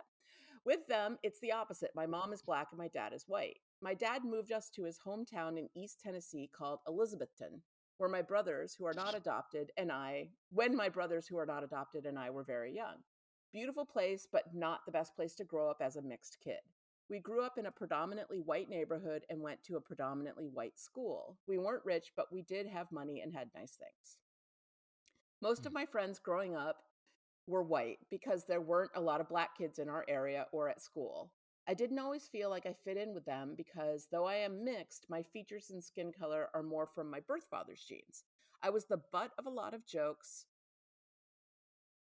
Sorry, I just lost my place. And received quite a bit of ugly from many. This makes me very sad, Becky, and I'm sorry that happened to you. Yeah. I won't go into what words were used, but you get the picture. I think we can all guess what kind of mean words people might have said to you. I couldn't go to sleepovers at friends' houses because their parents didn't want me there, etc. It was tough. What I found even tougher is how I was treated by the black kids at school. I can remember countless times sitting at lunch and would have someone come over and make fun of how I wore my hair or who I was hanging out with, how I, quote, acted like a white girl, etc., and that I thought I was too good to hang out with my, quote, own kind. Needless to say, I had a difficult time with finding my identity as I didn't really fit in with anyone. I was very confused for a long time and ended up feeling a lot of shame about the color of my skin. Therapy helped, and I am now a confident person who is comfortable with all the parts of who I am, thank goodness. Random email, I know, but that discussion on the pod made me think about things, and I thought I'd share, and I'm fine if you want to share this as well. Thanks, Becky. Thank you. Becky, that is a really moving story and brings up a huge issue that we don't have the resources to cover on this podcast. But the fact that kids of mixed backgrounds often feel like they don't belong in either culture. I have this on a much Right. smaller level because my mother is Episcopalian, Protestant. My father was Jewish, and I always felt like I wasn't really either. And because I grew up in a military family, like I was saying earlier, we also just weren't normal. When we moved back to like the regular United States and I went to a regular public school, I always felt like a weirdo. I didn't fit in with anyone. I wasn't one of these. We moved to a small town where people had all known each other since kindergarten, and like half the school, their OBGYN when they were born was my friend Sarah's dad. Like it was a Oh really gosh. small community. And I was the weirdo until like 11th grade. Like I was not part of any of their memories, and I didn't know like how to be a New Englander, and I don't ski, and like it was weird and it was difficult. And I only started to feel like I found a community when I started to hang out with groups of artists who were like, we don't care where you came from, we're just making stuff. So Yeah. I think it's getting easier for kids of mixed background just because there are more of them now. And Well, there's more acknowledgement of this as an issue. and it's why, I'll repeat it until I'm blue in the face that this is why representation actually matters and why diversity is so important. And exposing your kids to that at a young age to know that it's normal for people to have differences in appearance, in culture, in in any way. And I can't imagine what that must have been like for you, Becky. I truly don't have a point of reference for it, but I just, I hope that we are making progress in the right direction and that we continue to make progress in the right direction, because it's just it makes my blood boil thinking about, these kids. Yes, that is, kids are cruel when they see people that are different than them. They're cruel, but a lot of that starts at home and starts with what they know and what they're exposed to. And those adults who you mentioned not wanting you to sleep over, to be at parties, like that's disgusting. And I'm glad that you were able to go to therapy and, find your confidence and be comfortable with who you are, because we love you around here. Yeah. And we are very Yeah. happy to have you as a listener and for trusting us with a story that vulnerable and for allowing us to share that on the podcast. I think it's important for people to hear. Hey, you guys, hang on a second, because I think there was one more piece of feedback that came in just this morning. Let me go to Facebook and check. I have it pulled up if you want me to go ahead and read it. Jolene Yes. did leave some feedback.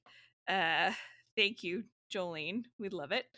She said, so many mixed emotions in this one. I go from hating Xander for not listening to Buffy and getting Faith wound up enough to go and kill Angel, to softening a bit when he realizes there's no bites on Giles, so he tries to keep Faith away. But then I hate him again for the thing with Willow. Cordelia when Xander says he trusts Buffy. Just for the record, I don't. And she's got a laugh crying emoji. That was a pretty good moment. We love a direct Cordy moment. Giles handles finding out about Angel and Buffy hiding him really well, especially as it was him who lost the most through Angelus. And good old Willow trying to see it from Buffy's side, even if it is through guilt. I know I've said I'm not Faith's biggest fan in previous episodes, but I really feel for her in this one. She's clearly been let down by her mom. Her watcher, also female, was killed, and she blames herself. And then her new watcher, also female, breaks her trust again. That line, Faith, a word of advice, you're an idiot, is awful, and you can see the pain in Faith's face when she realizes she's been fooled. That's true. Eliza Dushku didn't do that really well. She said, don't want to get too spoilery, so spoiler alert, but you can see the foundations here for what happens towards the later part of this series. Favorite lines in this one? Gwen saying, Lagos will be headed for the cemetery. Giles, there is more than one in Sunnydale. And Gwen says, I see, how many? And Giles says, 12 within the city limits. Yeah. And she said, I don't know why, that just always makes me laugh. And yeah, that's because it's absurd that there are 12 in Sunnydale. Oh man. Sunnydale, the town that constantly shrinks and grows. Yeah. Yeah, it's all good. Thank you, Jolene. That made me giggle. Thank you so much. All right, that is the end of the main section of the podcast. Thank you to all the people who sent in feedback. We love it. Keep it coming. Yeah. Stay tuned for the Watcher's Diaries if you want to hear the spoilery discussion. And if you'd like to join the conversation, and we hope you do, you can find all of our contact information at podcastica.com. Or you can find us on Facebook at facebook.com/podcastica or Instagram at stillslayingcast. And you can send an email or a recorded voice message to stillslayingfeedback@gmail.com. And I will say Penny has also created a separate Facebook page for Still Slaying Cast. So you can find us on that page as well. All of this information is going to be in the show notes, and it's also on Podcastica, so you don't have to try to remember it while you're listening. You can just look it up. And also at podcastica.com, you'll find links to our other shows, and there are so many of them. And I am going to give a plug for Welcome to the Apocalypse. It is a comedy improv show about a group of people traveling through the United States after a zombie outbreak. It is nonstop silliness, and I laugh out loud a lot when I listen to it. The episodes are about a half an hour, and I just think it's some of the most pure fun that is available right now. I would agree with that. 100%. Absolutely. What are you listening to, Steve? Me, I listen to, almost all of them. I missed the Silo one, apparently, and to go back and find that one. But I definitely listen to Welcome to the Apocalypse and I'm doing the rewatching of the Walking Dead, sending in sporadically live Steves for that on the Cast of Us. And I didn't listen to the Echo ones because Mark and I are going to eventually do an Echo podcast. Yeah, that makes sense. Awesome.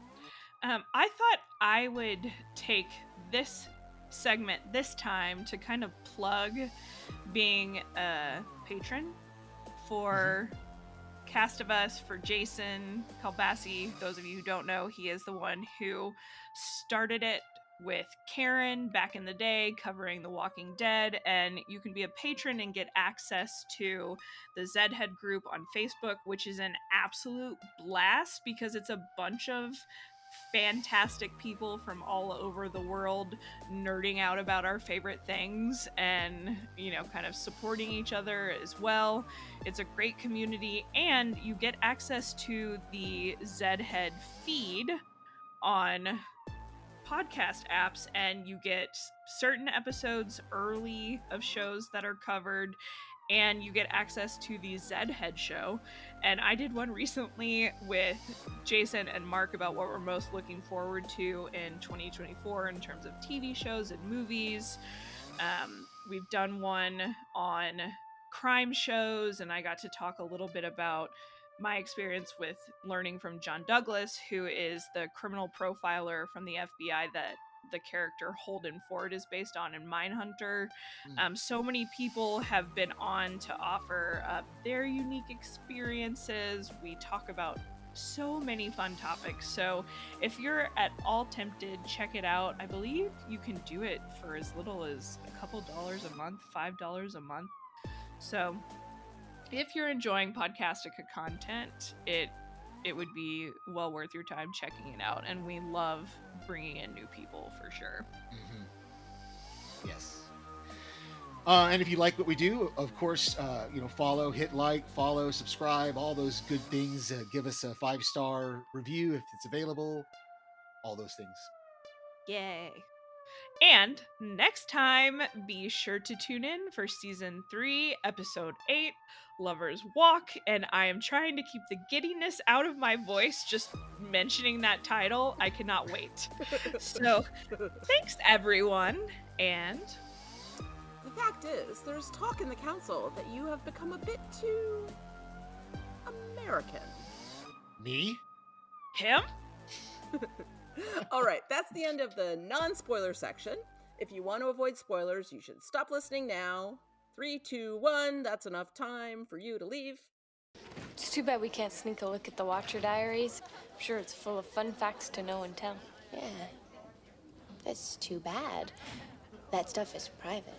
Also, Giles keeps them in his office, in his personal files. Most importantly, it would be wrong.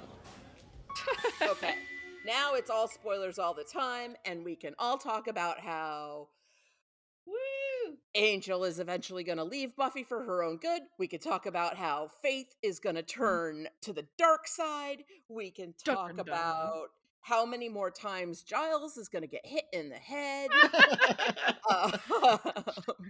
So many things. Right. The one there's two things. One big one that you talk so much about the curse. I think I want to bring up this spoiler for towards the end of the season. There's an episode where Angel kind of goes undercover as Angelus, and the big controversy of that episode is, did he and Faith have sex during that time? Because there is a moment where there definitely could have been. And there's the other podcast that they swear they believe that they did. I know. And it now I think I know what podcast you're talking about. And it didn't activate the curse because of, like you said, Penny, that the curse isn't the act of having sex, it's the contentment afterward. And he wouldn't have had any contentment. Yeah, he doesn't love Faith. They have just told each other that they love each other for the first time. And I don't care if you think this is cheesy, they made love. That was a very intimate moment. And it's not, even though it'd be hard to show us mid sex that the curse is kicking in, but Buffy is asleep on Angel when you see him wake up and the feeling he has of peace and being trusted. I can say this back in the day when I originally watched the show, and I was on a Yahoo group at that time that was talking about the show. Yahoo. None of us even took to the idea that they had sex, because we were still under the impression of that the act of sex was what broke the curse. Mm-hmm. So now, years later, and after several watches, I'm starting to go, oh, maybe? I 100% do not believe that Angel and Faith had sex. No, And I she even understand. says, "I wanted to do this the fun way." Mm-hmm. Okay. Yeah. Meaning that they didn't. Although I guess there is room to believe they had sex after he fake turned while he was undercover, but I don't think he would have done that. Yeah. They do make out. Yeah, that's Yeah. and it's really it's been a while since I rewatched that episode because they're well past it on that other podcast now. Oh, yeah. But I can't.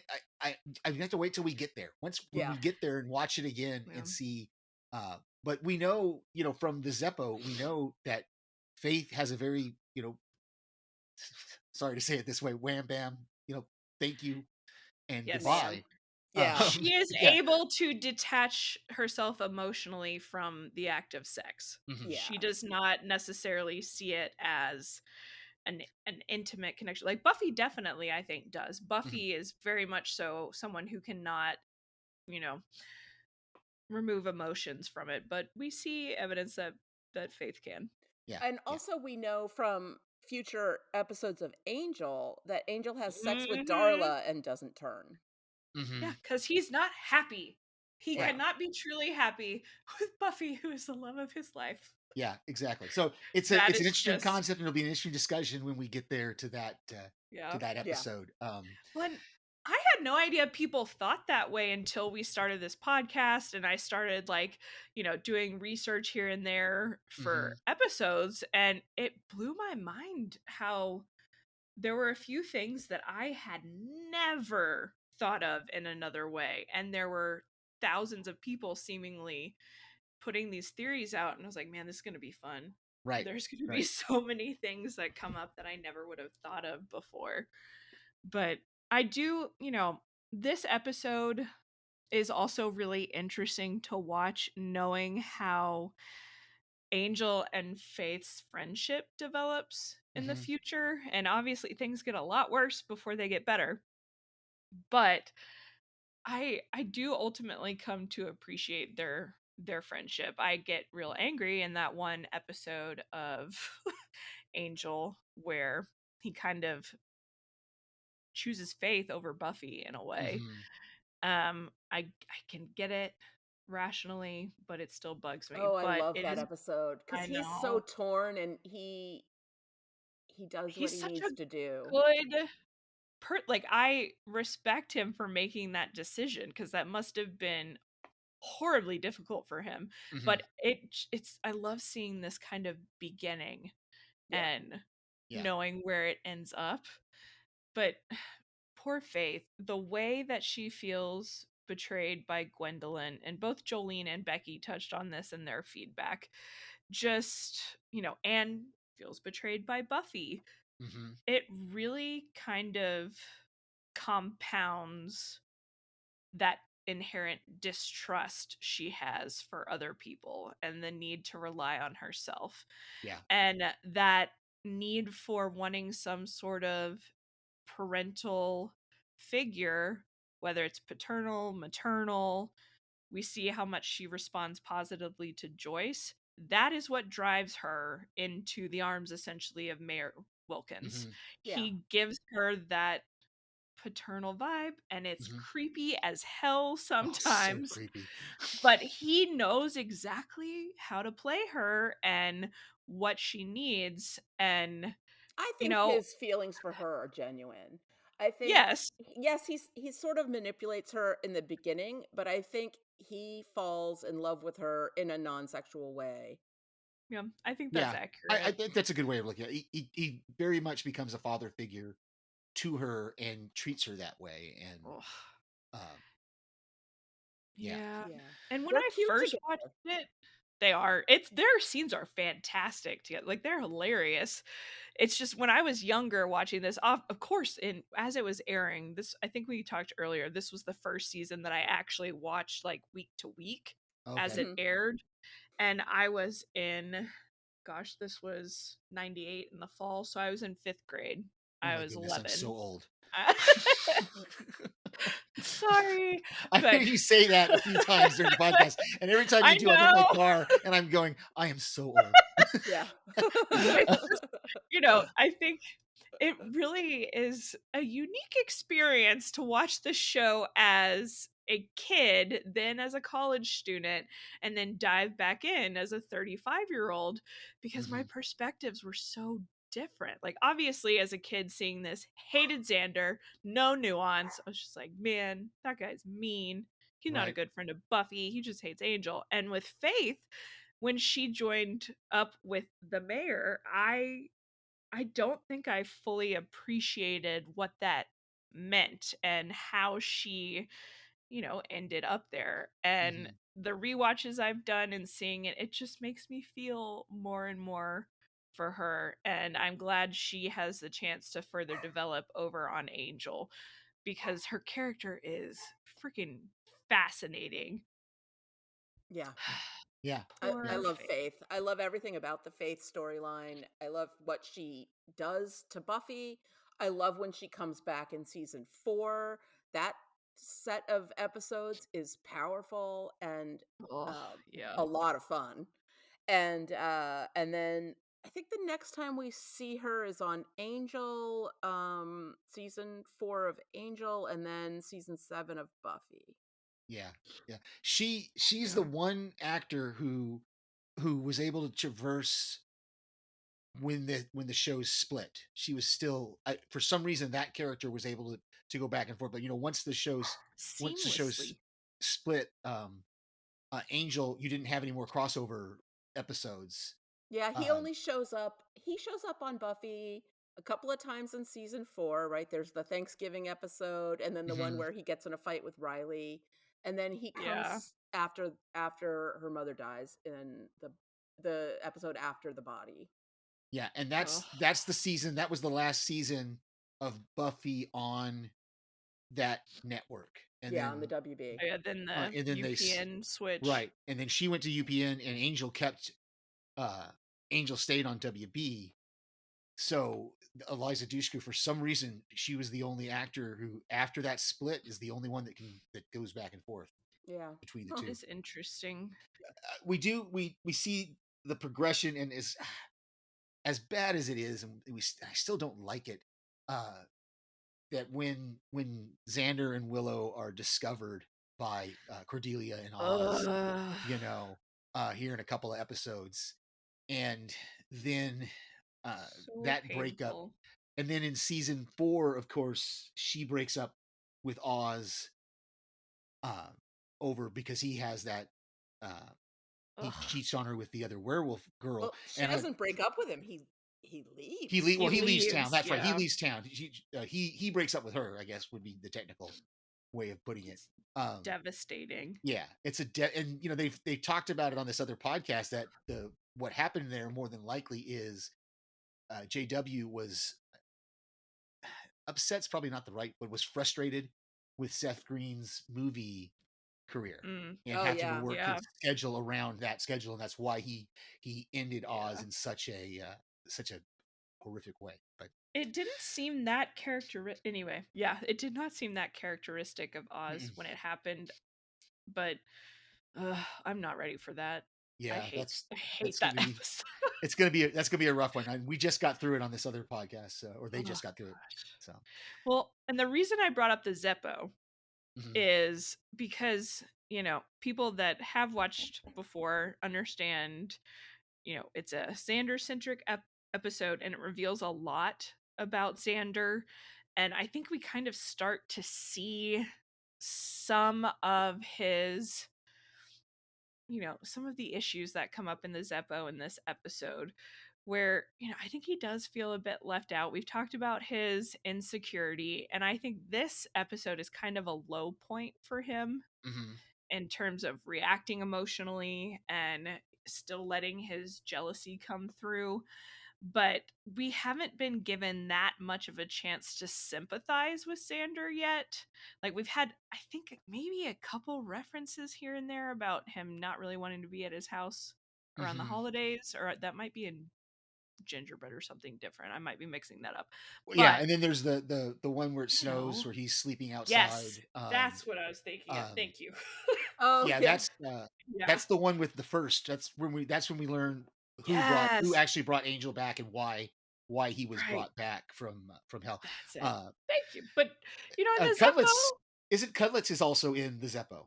Michael Yes. yes, Cutlets Yes. yes, is he there, so there's is. that Walking Dead connection, and yeah, I Yeah. think the Zeppo is where we start to see the turn in his character, to where he starts to grow a little, and Nicholas Yeah. Brendan gets to bring some more into the character, and that moment at the end of the Zeppo is probably one of my favorite moments in the series, when he just looks at the other guy, and he's just like, I like the silence, you Yeah. know. Yeah. Yeah. and, Yeah. and then of course the next day when Oz says, I'm oddly full.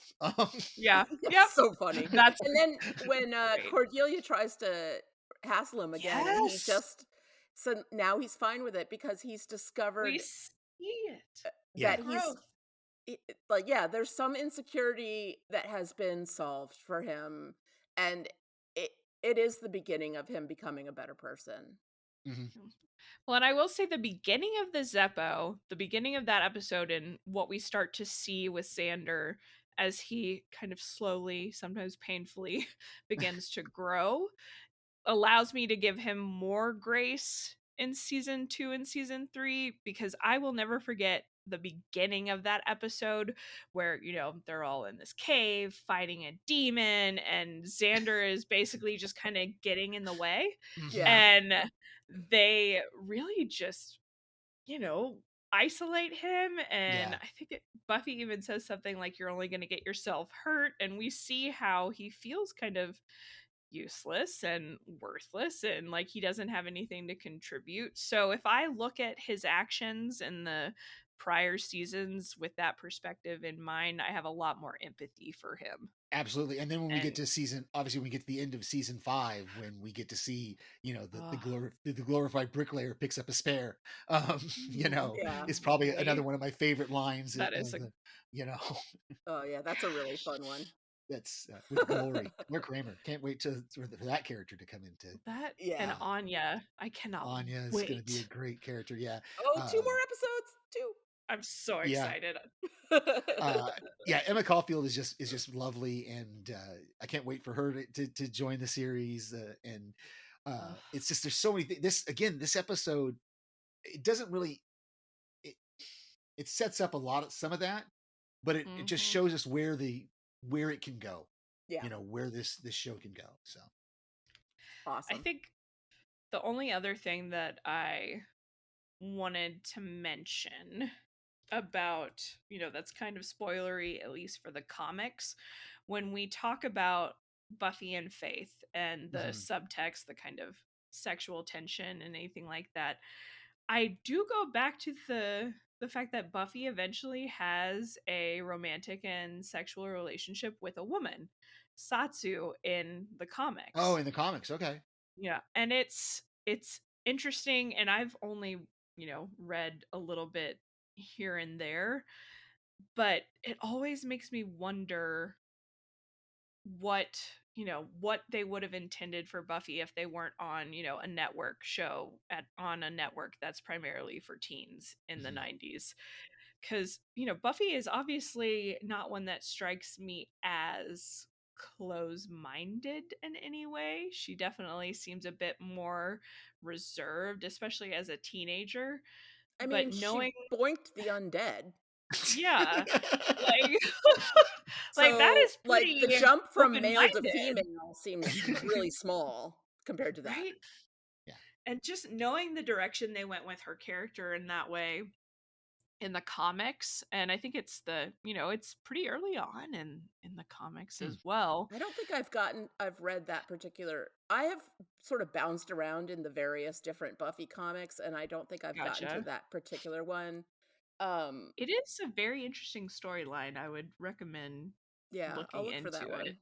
It's hard. But The Buffy comic universe is gigantic and yes. a little overwhelming, and some of them are expensive. So I've been Mm. reading the ones Mhm. that I can get on uh Kindle Unlimited.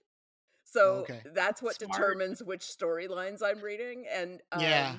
also, one of my neighbors is cleaning out her place, doing a purge, and I got a bunch of Buffy stuff from her Oh, yesterday. nice. Ooh, So, fun neighbor. yeah, she's like, I had a feeling you would want these, and I was like, you were right. So I have now the Watcher's Guide for seasons 1 and 2, and 2 big thick Buffy comic books. So Nice.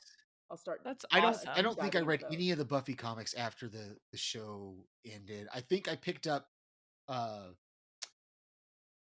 there was a 3-issue limited, I think a limited 3 or 4 issues of was it Fire, that was about a future where all the Slayers had been killed off, and it Oh, was like 40 or yeah. it's like several many years in the future, and Yep. the next Slayer is born, but she doesn't know she's a Slayer. Oh, and interesting. and so she has all the attributes and all the fighting, all the skills and everything, but she doesn't, there's no Watchers anymore, so she No doesn't. one can explain it. Yeah, yeah, and that's the only one I Interesting. remember ever picking up. um, Mm.